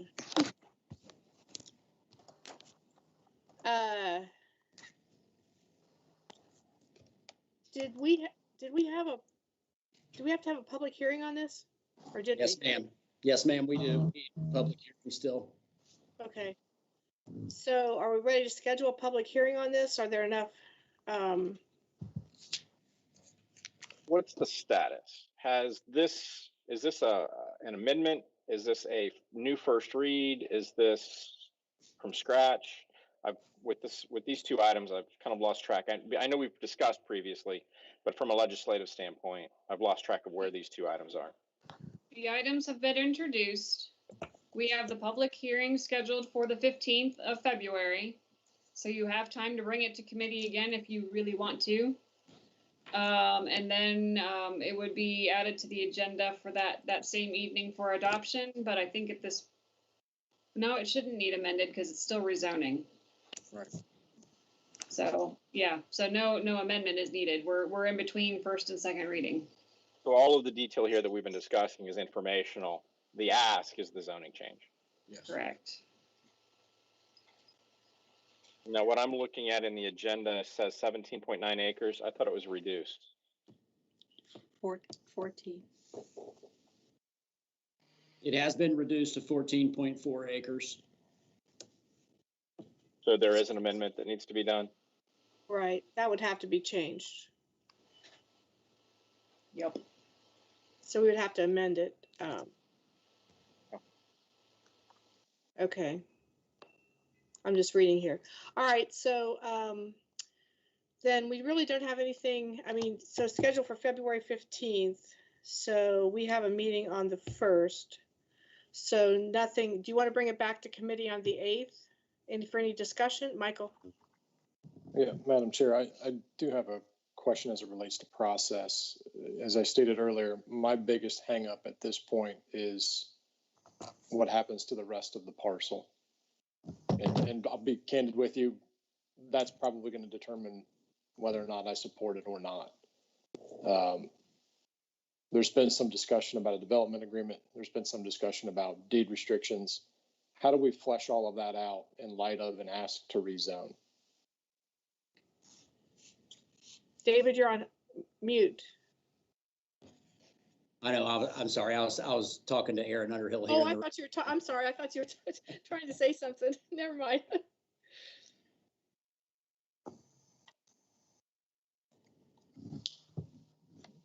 So, Mr. Does it make Schnetzer, sense to bring those forward and run them concurrently, or again, I apologize, I just looking for clarity on the process.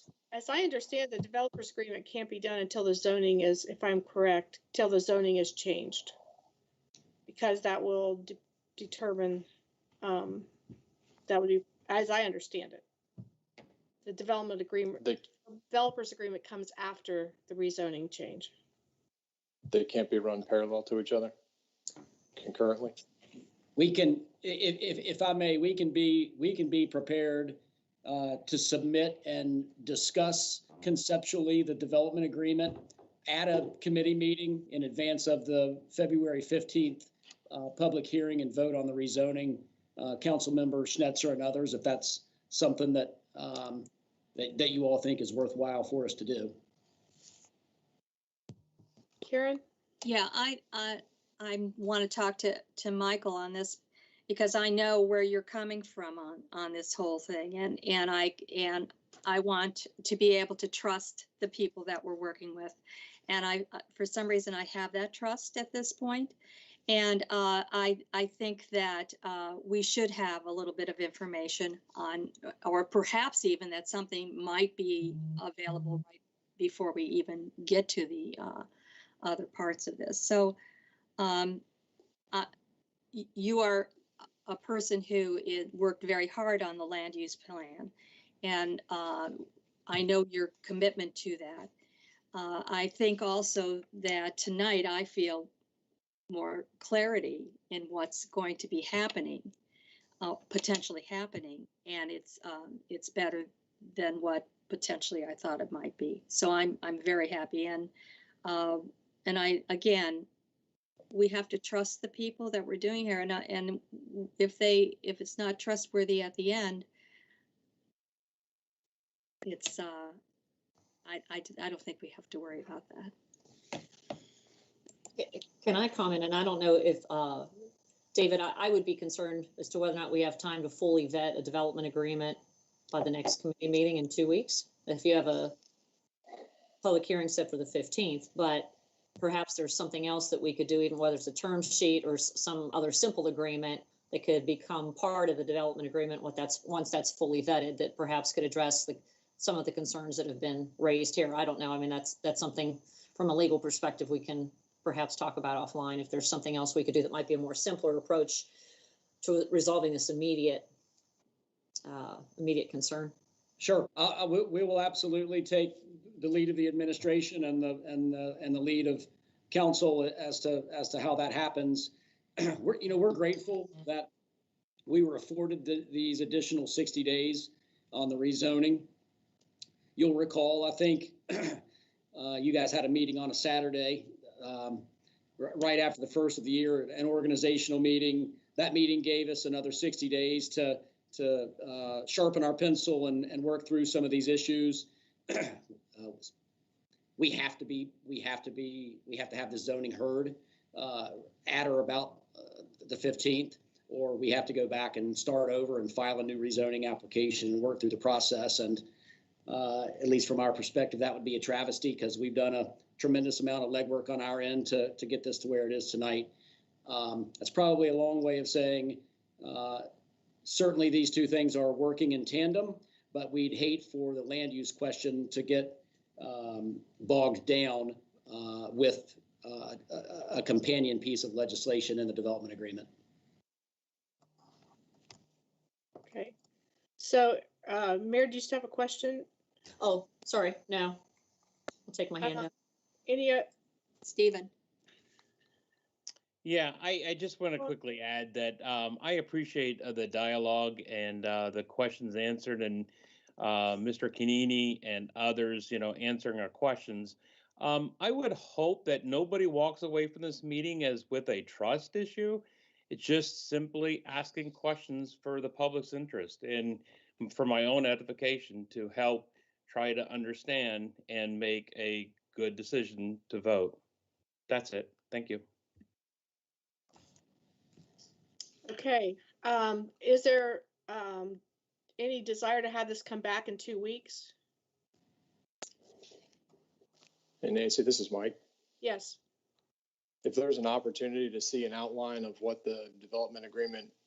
could potentially look like, what other sort of enforcement mechanisms are at council's disposal in advance of that.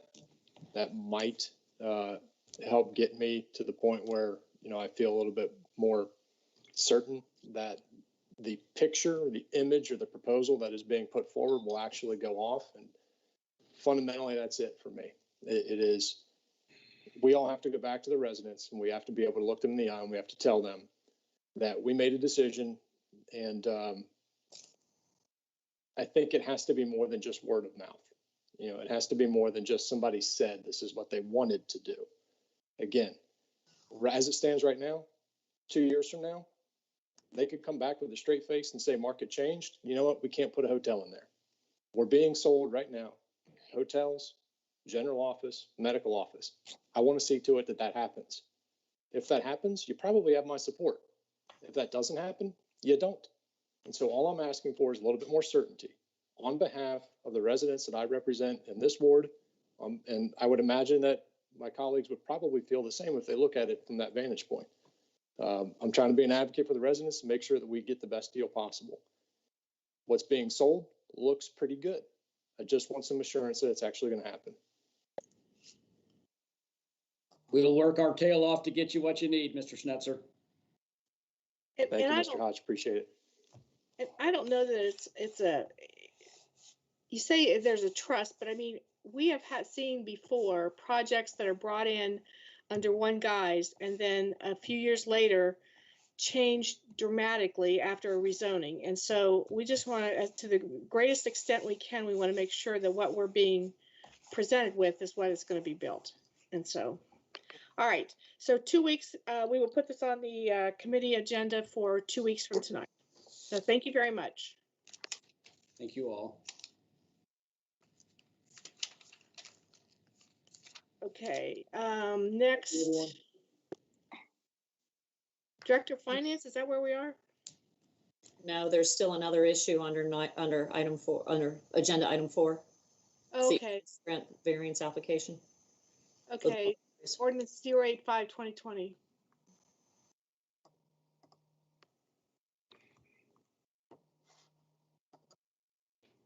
Seems I've seen these before. Is there anything specific we need to go over on this particular legislative item? It is part and parcel or hand in hand with the other one. Correct. Do we want to bring this back? Is this is to grant variance to vary this section? I would keep them together, whatever the path is. Right. Okay, so then we will bring it back. If we're bringing 86 back, we'll bring 85 back. Any other, does the administration have a comment on this one? No, I don't think so. Unless, Michael, if there's anything that you wanted to add, just as a reminder as to what that issue is about for council's benefit. Just covered that under the rezoning, what that particular criteria was. And, again, it's related to the rezoning requirement to provide on-site recreation. And what the applicant is asking is, again, to look at this project in its totality, where there's over 40 acres of recreation amenities being provided. So, again, it's part and parcel with the rezoning request. Okay. All right, so we will bring that one back for the committee on February the 8th. Okay, just to keep the two of them together.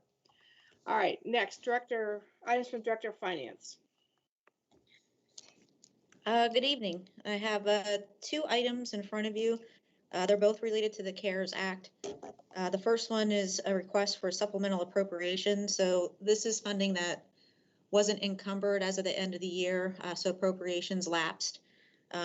We did have some items that did roll forward on POs. Those are already appropriated. So this is the remainder from 2020 that was not sitting on a PO.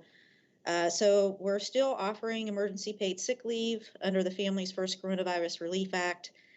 We also have some technology needs that we're aware of, including council chambers, communications related software, and some public safety software that we feel will be beneficial to dealing with the pandemic. So asking for the balance plus interest that was earned of almost $3,000 to be appropriated as outlined in the report. Any questions? Sounds good. Any reason for this to come back? It'll be on for waive second reading. Anybody have a question with waiving second reading? Nancy, I have my hand up. I I'm think that Your hand I'm is sorry. right behind a box on my screen. I couldn't see it. This is CARES,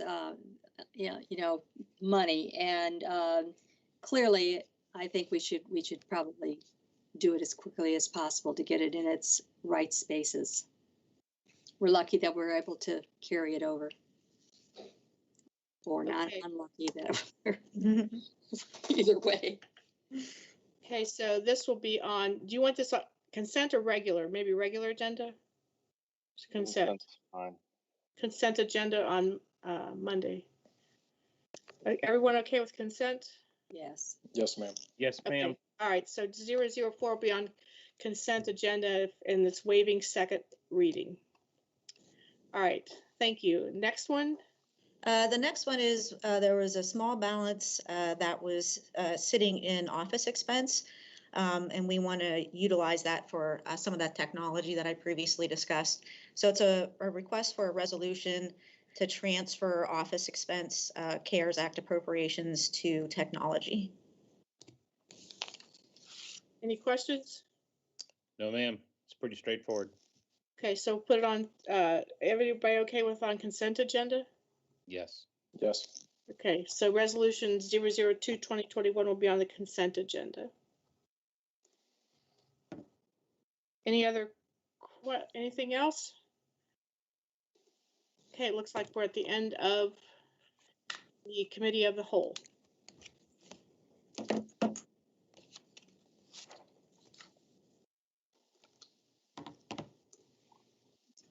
Hey, April, this is Mike. Just let me know when you're ready to roll on finance. Could we have maybe a couple minutes, or do you want me to just? 5, we'll take 5. Thank you. Okay, it's 9:07. We'll go live at 9:12, technology permitting.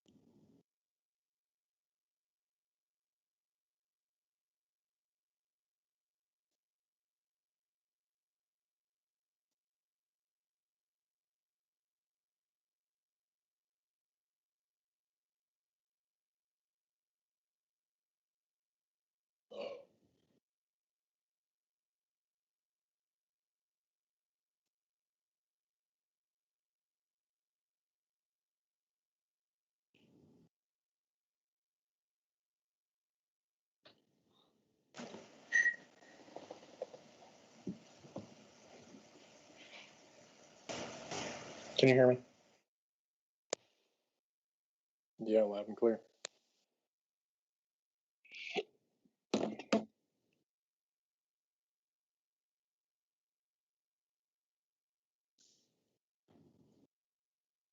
For the record, this headset is tickled by it. That's fantastic. What do you have? Like AirPods or something? No, it's AirShocks, I think, is the company. Okay. Yeah, I can So see it it. goes in front. It goes in front of the ear. It's a band that goes around the back. It's got just a little bit of a tension that holds it against your head. Most importantly, is y'all can hear me, and I can hear you. Absolutely, we can. No fading. What And were it's you the using first- before? The different Bluetooth, various different Bluetooth headphones that have just not worked. Okay. Maddie has had a pair of whatever the Apple ones are. Those seem to work fine. But then I got these, and I'm enthralled by them. I think they're fantastic. Well, I've noticed. I don't know if you rebooted your router or if it's the headset or what, but it's not choppy like it was last week. I haven't done anything, as a matter of fact. Well, my computer rebooted and some of that stuff, so maybe there's some stuff taking it down. But it's the whims of cable Sure. internet technology. Yep. Well, it's much better today. I thought maybe they were taking you off the, getting rid of you. Like, Cancel. You are good to go. cancel lyric. Somebody's out there, I'm sure, trying to. So, hey, April, we'll wait just one more minute here until, by my count, it's 9:11. We'll wait until 9:12. Sounds good. Thank you. Golly, who has more fun than people?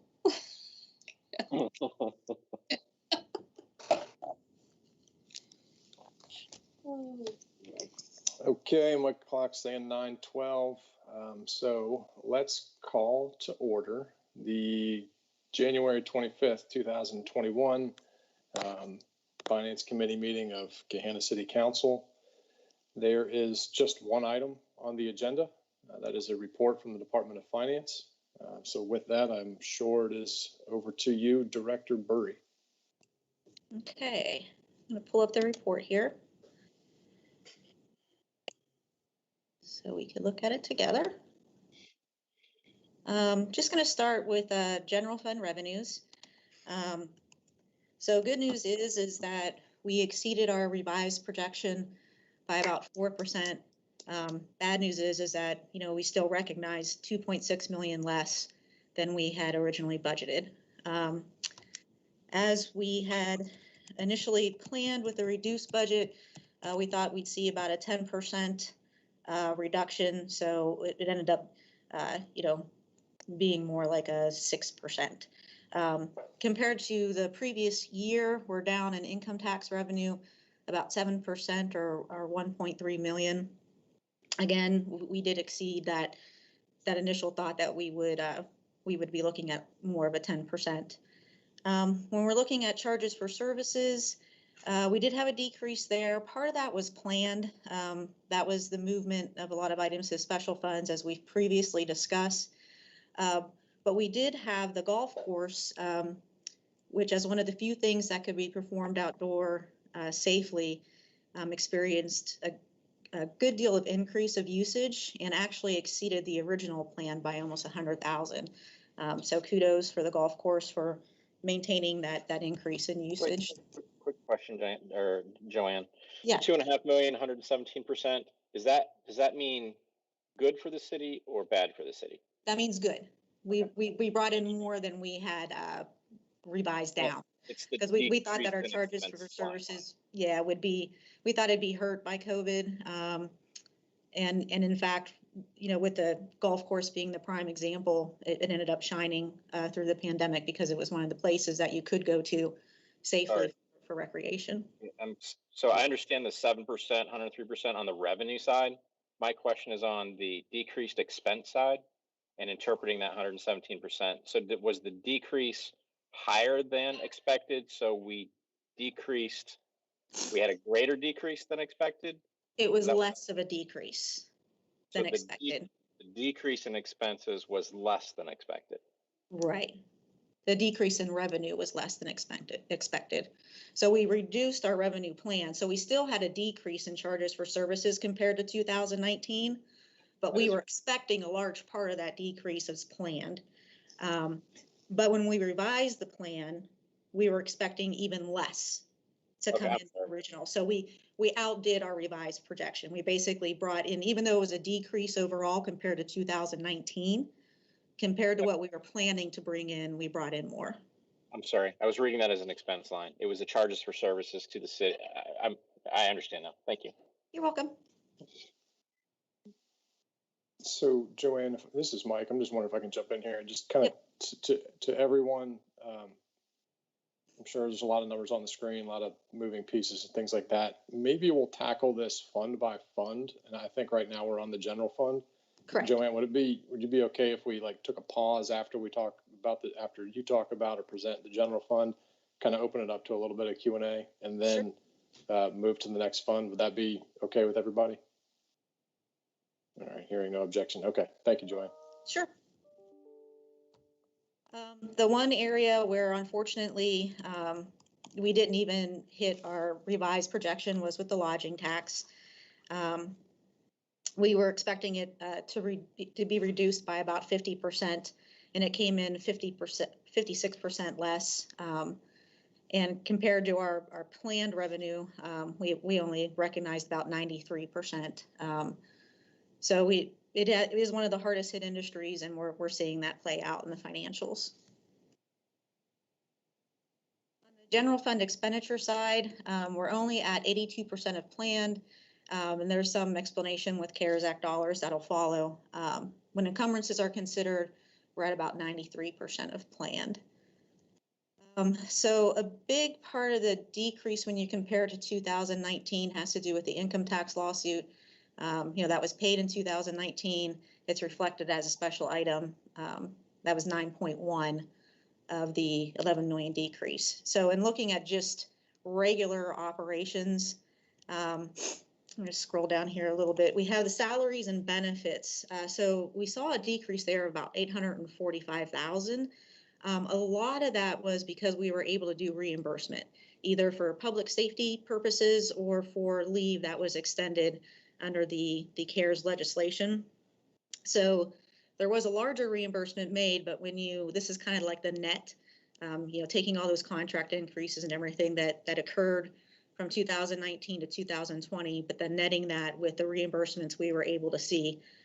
Compared to 2019, we saw an $845,000 decrease specifically related to the COVID reimbursements.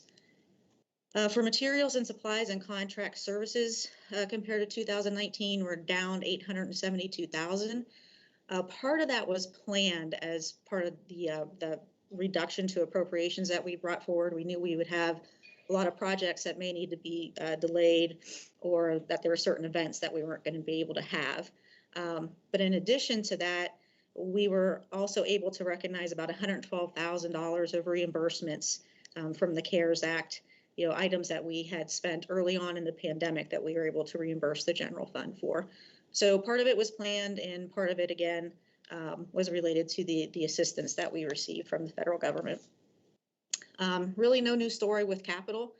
That's going to continue to decrease until the older maintenance type appropriations are spent out. Where now everything is coming out of the capital improvement fund. So no change there from previous reports. General fund, other financing sources and uses. Again, same as reported earlier, we didn't have the transfer out required for the capital improvement fund, as it is now self-sustaining with the passage of issue 12. There was one item, which was the proceeds of the bond anticipation note that was issued in 2019. We did refund that, and I know that you would probably expect to see those additional bond proceeds here, but because they were refunding the note required by Ohio Revised Code to be put in the bond retirement fund. So we did refund it. We did receive the proceeds. We did pay off the note. It's just all that activity occurred as required by Ohio Revised Code in the bond retirement fund. To sum it up, we didn't recognize as much revenue as we were hoping originally in the year. We did see a decrease, but with the reduction to the expenditure side of the house, and also for the financing uses, the reduction there, we were able to see an increase of about 3.1 million to 20.2 million by the end of the year. 2.6 reserved for encumbrance, 6.4 million is reserved for emergency. That leaves us with an unreserved fund balance of about 11.2 million, which equates to about 6 months of operating expenditures, more than the 2 months that's recommended, and also a better picture than what we were looking at during the budget process. And when we were going through the budget process, as discussed, looking at the information that we have at hand when we're going through those processes in August, July, August, September timeframe, we kind of have to assume that what we're planning to bring in is all we're going to bring in, and that we're going to spend everything that we have appropriated. Obviously, that wasn't the case. So we were originally thinking that we would end the year with about 4 months and 7.1 million in unreserved fund balance, and it was just exceeded. I did want to bring an update that we are underway with the new fund balance policy, moving away from just an emergency reserve policy, but an overarching fund balance policy for the general fund. We've done quite a bit of research and are definitely hopeful that that'll be in front of council probably by the second quarter of this year, and enough time before we start the budget process to talk about how we want to treat general fund balance and make sure everybody's comfortable with the usage. So I'm going to scroll down to the general fund statement since we're going to take questions on that if there are any. Sometimes it's easier instead of the summary information to see the actual data. Sure. And Joanne, this is Mike. So just to recap the general fund, this is sort of the legacy, 1.5% flows to the general fund. It's obviously the main operating fund. If I could recap, and correct me if I'm wrong, if I get any of this incorrect, total revenue down 13% year on year, loss leaders on a percentage basis, lodging tax, followed by charges for services, then followed by income taxes. Expenditures were down, in part due to hiring freezes, other administrative decisions. CARES Act funds supplemented that, such that the net result was basically an increase in fund balance or reserves of 3.1 million. Is that accurate? Correct. Okay. Okay. With that, any questions from council? I don't see anybody's hands up. Okay. Safe to move on to the special operating funds then? Mm-hmm. All right. Perfect. All of these kind of have a similar story, so I'm going to kind of recap them together, and then we could move down to each of the various statements and see if anybody has any comments. We basically set up the modeling for what we were expecting to receive in income tax based on other communities that had passed similar issuances to issue 12. With that, we had planned on bringing in about 65%, and we're over 90% of the full amount that we were expecting. So in all of these funds, there was an overperformance of revenue. In some cases, there was a reduction in expenditures. In some cases, like in the public safety fund, it was opted to use treasury shared funds in lieu of using the public safety fund. They were available, and there is kind of a push to use those funds and not having them sit idle. So the decision was made to leave that 85,000 in public safety and use other special funds that were available. With Parks and Recreation, again, overperformance of the income tax, but then we also had a lot of programming that didn't occur. So we didn't recognize as much as we had intended on charges for services and expenditures in direct correlation. Since we weren't having the activities, the expenditures were also down.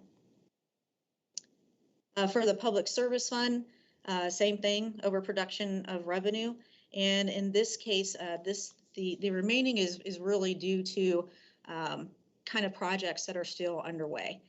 So the ADA sidewalk evaluations, we only have recognized a portion of those expenditures. They are on a encumbrance, and we're expecting additional invoices to come in as we continue forward with that project. So before we tackle the capital improvement fund, I'll go to public safety. Any questions on public safety? You can go back up. I may have lost track of my question. Oh, I know. roughly 3.1 million increase in fund balance, or in the final fund balance. And how much was the COVID dollars? Well, so these special funds did not receive any of the CARES Act dollars. In these particular cases, it was just clear overproduction of what we had estimated for income tax. No, I'm not referring to safety fund. I'm still on the general fund and the $3.1 million growth in the fund balance. So we could I provided kind of an outline, and we could kind of look at that at the end of the report. That'll give you an idea. It won't give a full amount, but I could provide that after the meeting of the full amount that was reimbursed. There's about 112,000 in materials and supplies and contract services. The big number here is the almost 1.2 million that went for public safety reimbursement. And then mixed in with this public health kind of protective measures is the additional EPSL and personnel diverted to substantially different uses. So we're looking at upwards of 1.3 million of reimbursements to the general fund. Fair. That's fair. Thank you. You're welcome.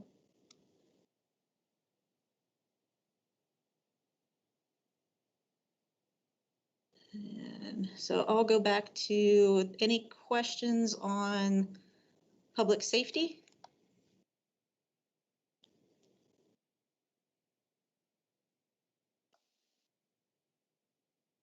Okay. Look at Parks and Recreation, very similar story, but a lot more to do with the lack of programming that we were able to have occur. So any questions on Parks and Recreation?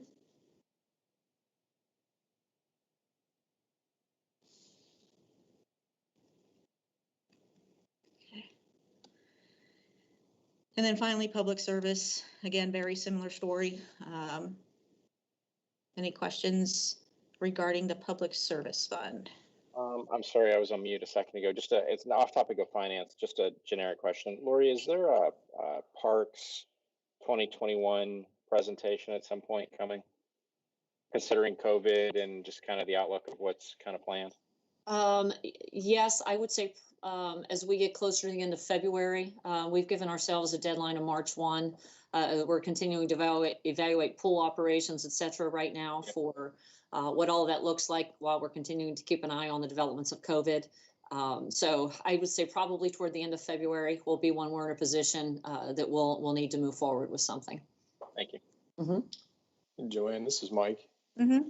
So not with respect to any one particular special revenue fund, but I just want to make sure that I am in fact reading these budget versus actuals correctly for all of the special revenue funds. In essence, they've all ended with pretty sizable fund balances. Correct. Okay. So somewhere in the ballpark of, it looks like maybe 800 to pushing $1 million, depending on the fund. Yes. Okay. Excellent. Thank you. Mm-hmm. All right. So capital improvement, very similar story to the special revenue funds. We overproduced on revenue. On the expenditure side, we're only at about 32% of plan. But as you know, a lot of the construction doesn't start to occur until the second quarter. There are still a lot of invoices that are due to be paid. We also have those ongoing kind of maintenance programs where we're building towards, purchasing different items. So taking those encumbrances into account, we're about 92% of planned. Compared to 2019, we're seeing an increase, and we will, as we kind of go out in the years, as we kind of level set how we're using those dollars. So we're up about 38% or 1.2 million. As discussed under the general fund, no longer needing that transfer in from the general fund. And then fund balance ended at about 14.7 million. That's an increase of about 3.9. And of this amount, 8.5 million is reserved. And then I only have information on 2020 projects. Could obviously provide more if individuals need it, but this is why when you go down to the financials, you're obviously seeing different numbers, because this is just an evaluation of what was authorized in 2020 and kind of where we ended the year and what's sitting on POs for those projects that were approved in 2020. So if there's a desire for a better breakdown, I'd be happy to provide it. Just send me a request via email. So we'll move down to the Capital Improvement Fund and see.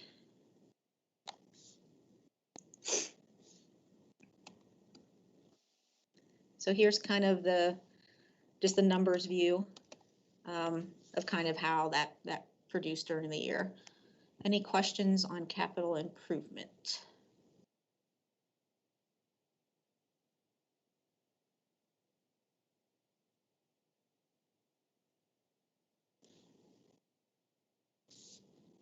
Okay. Next, what we have is just an outline of where all the other funds kind of ended the year. There are 2 grant funds in here where you're seeing a negative unencumbered balance. You'll notice that the actual ending is positive. This is a case where we still might have some reimbursable expenses that maybe haven't occurred yet. They're sitting on POs, but there is the potential to recoup those through the grant programs.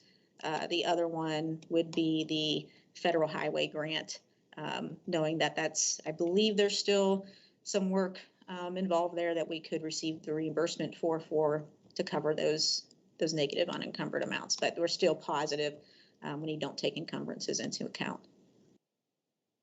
We're going to skip past all the detail. If anybody has questions on any of the detail, I'll be happy to answer them.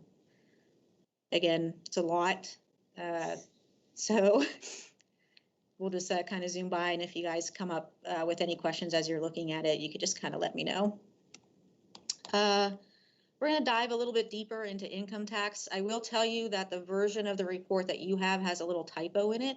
On a cash basis, I believe the second quarter total was left in there. The chart was okay. So this is a corrected version, and it will be the corrected version that's placed on the website.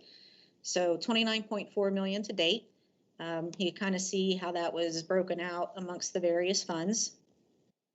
Again, the 25% for the special funds based on the budgeted net cost of those activities. And then kind of looking at, again, how that 1% produced. So if we assumed 100% compliance with the 1.5%, it's equivalent to about 1.2 billion of wages. So if we assume that same compliance with the 1%, we would roughly bring in about 12.2 million. We brought in 11.1, so we're over 90% recognizing what we'd actually collected if it were 100% compliance.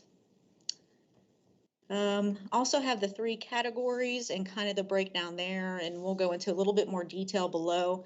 I will say that it's been pretty much impossible. I've tried a couple different ways to look at the information for our top 300.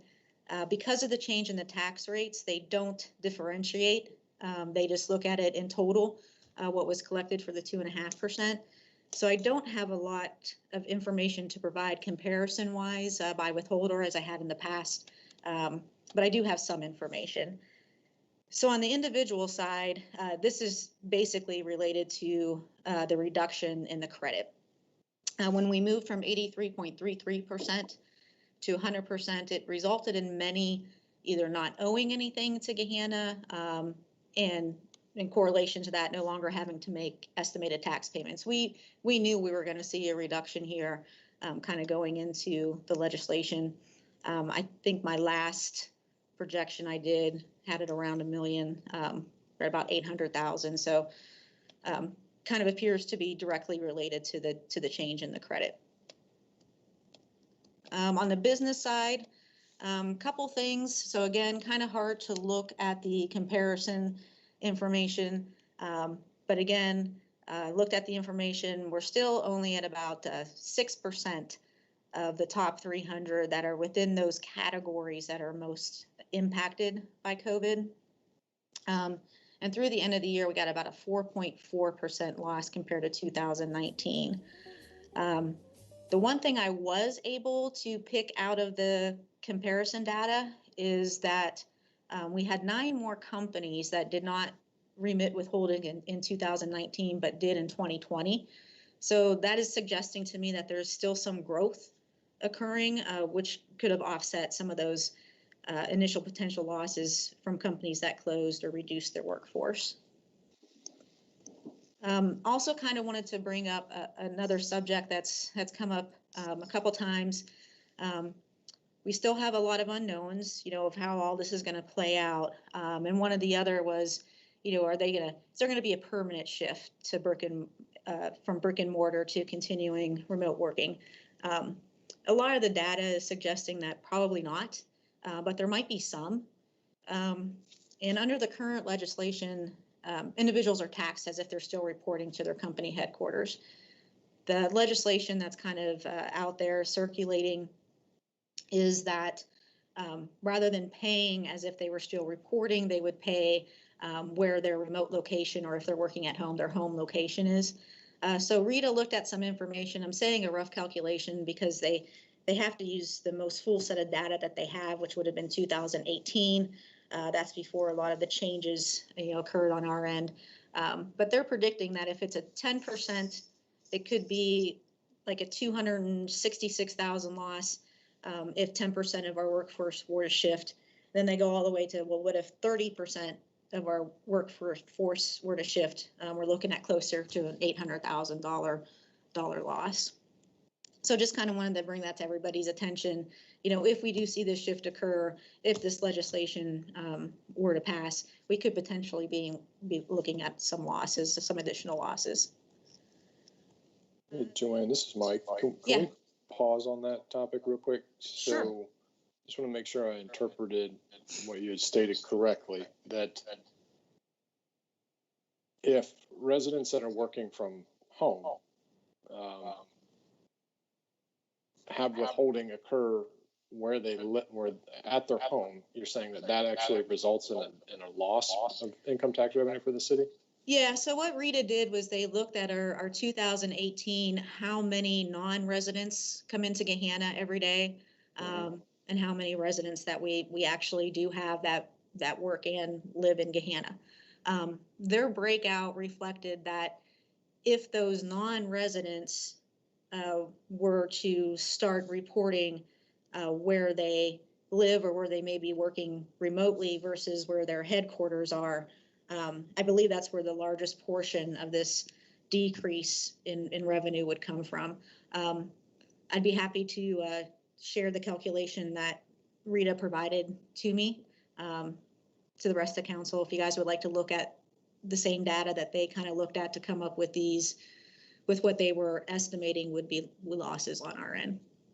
Sure, it's probably beneficial to have, but I'll just say it kind of stands at odds with, I think, what had been conventional wisdom. Our daytime I've always heard our daytime population is less than our evening population. If you assume those people that are commuting to Columbus or having withholding here, that theoretically should be a net gain for the city. But we'll take a look at what they have to say. Sure. Nancy, I see your hand is up real quick. Do you have a comment on that? You're on mute, Nancy.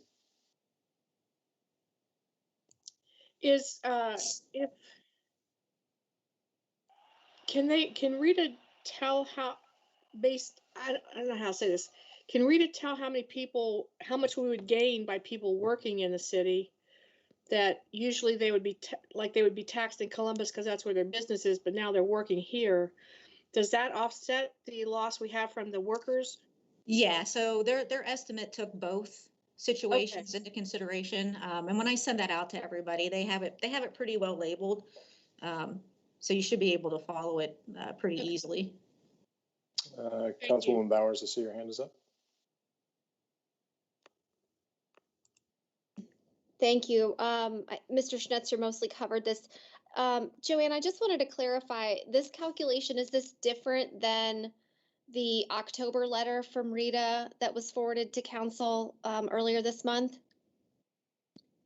I'm not aware of that. I do have a hard copy of the calculation that they just provided to me. I'm not sure what date that I actually received that. It came through my secure email through Rita.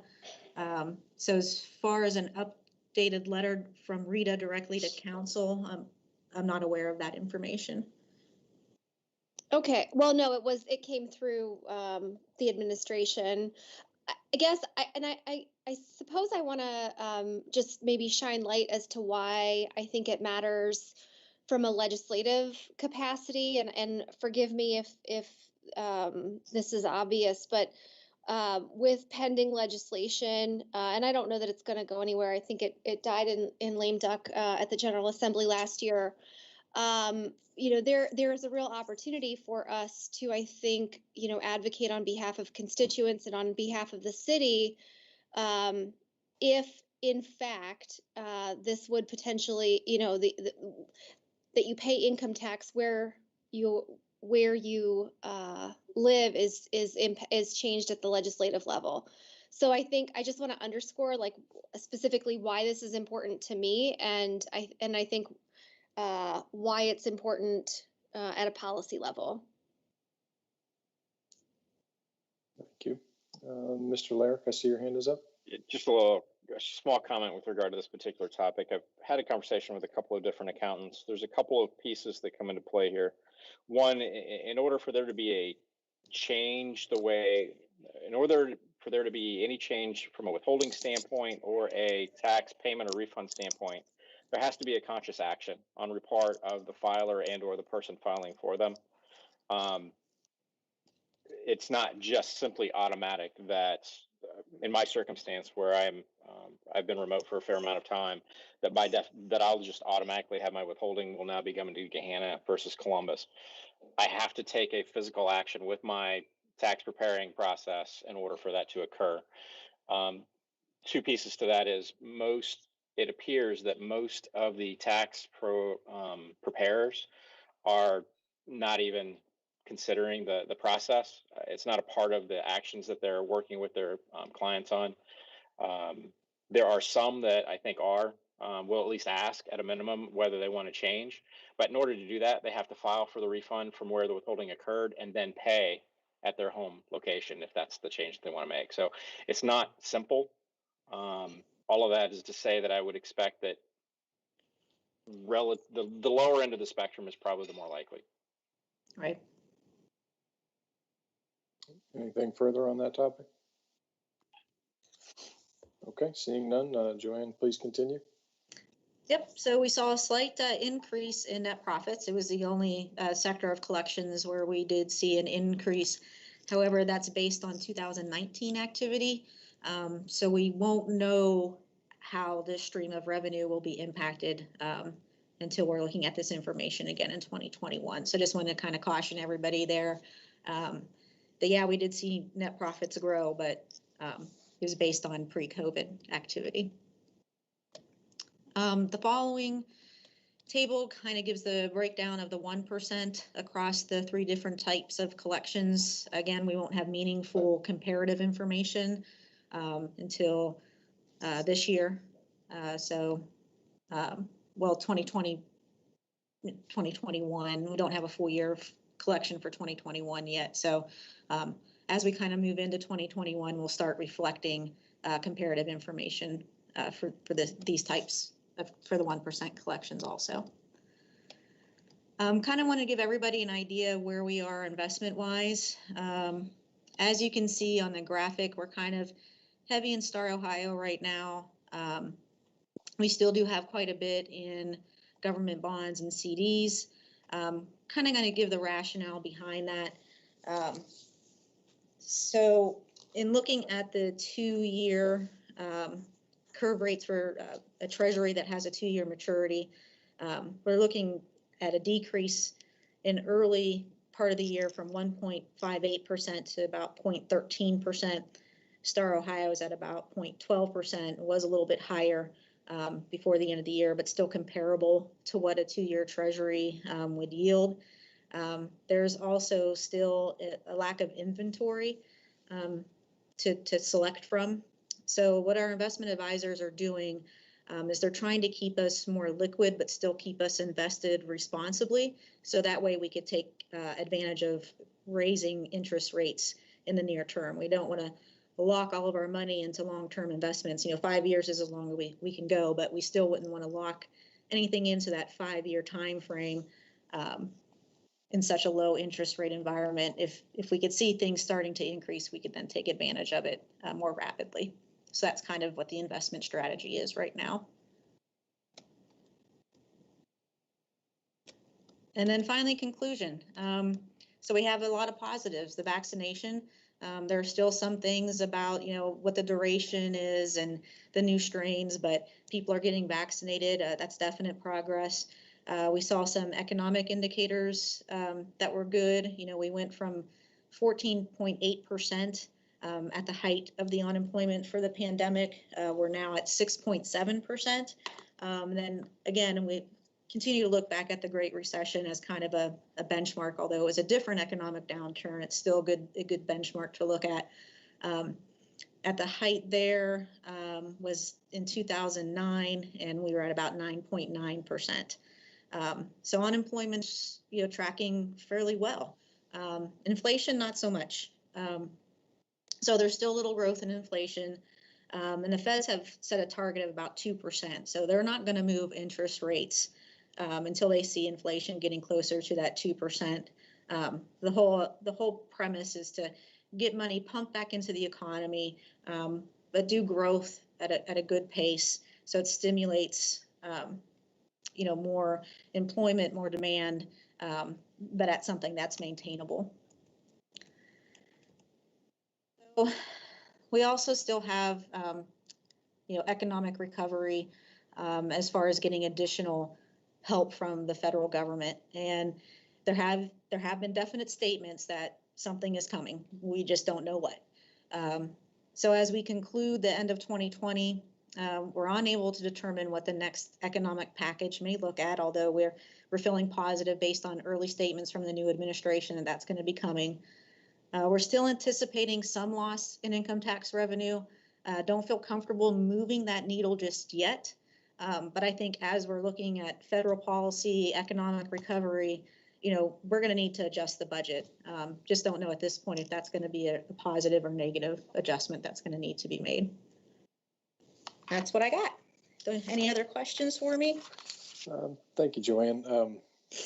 In your professional circle, whether GFOA, ICMA, and so forth and so on, has there been any discussion about what the distribution of a future stimulus could potentially look like? I know the latest package that was put forward by the new administration included something like $350 billion for state and locals. Is that, I guess, do you have any insight into how that $350 billion, if passed, would get distributed, and what that looks like, I guess, relative to the CARES Act funds that we had obviously previously received? More or less, about the same? Right now, there's not a lot of information out there. I think a lot are still thinking that it might be a population-based distribution.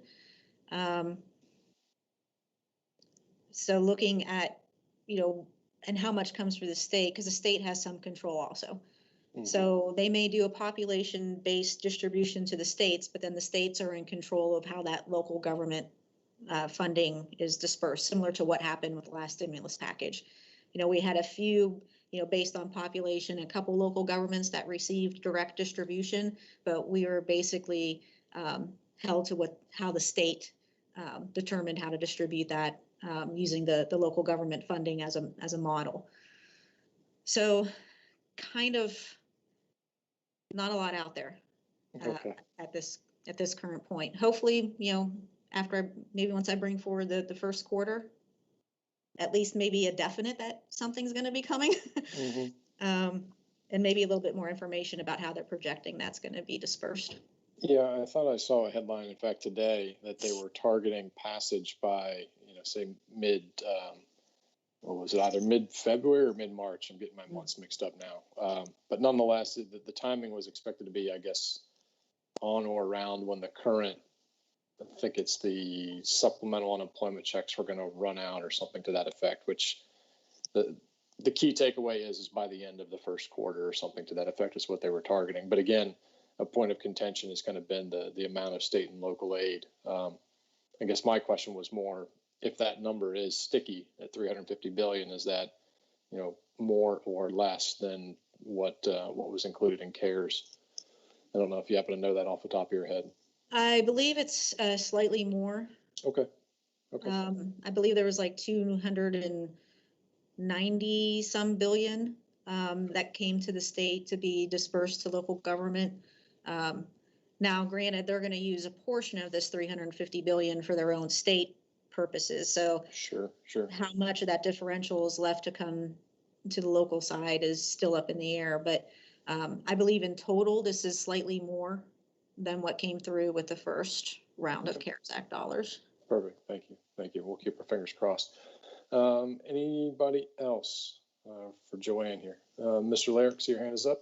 Yeah, the only comment I've got, or I guess thought, is that the emergency fund policy is a legislative policy. It would make most sense to me, or it would seem most logical that the finance chair help work with everyone on the drafting of that. Would seem to be most efficient. I'll defer to Mike as far as where he thinks that should be, but it seems to make sense to me. Yeah, Brian, just make sure I'm understanding you correctly. You're saying you would like to see that come up in finance? No, as opposed to committee of the whole. Prior to just simply a handover to council, it would seem to make sense that you help participate in writing that. Sure, I can connect with the administration at that time. Yep, and just to give you an idea of what the plan was with that, it was basically to bring our research forward where we had looked and the changes that we made, and then to accept council input at that point, based on that same research to see how you guys would want to see it amended. But I could absolutely work directly with Mike too on that draft before it comes to council. Sure. We have no problem with working with Councilman Schnetzer. We'll be fine. Okay, perfect. Anything else for the good of the order here as it relates to end of year 2020 finances? Going once, going twice? Okay. All right. Thanks, everybody. I understand it's been a long night. Appreciate you hanging in there with us. All right. And thus concludes finance. Thank you. Thank you. Good night. Good night.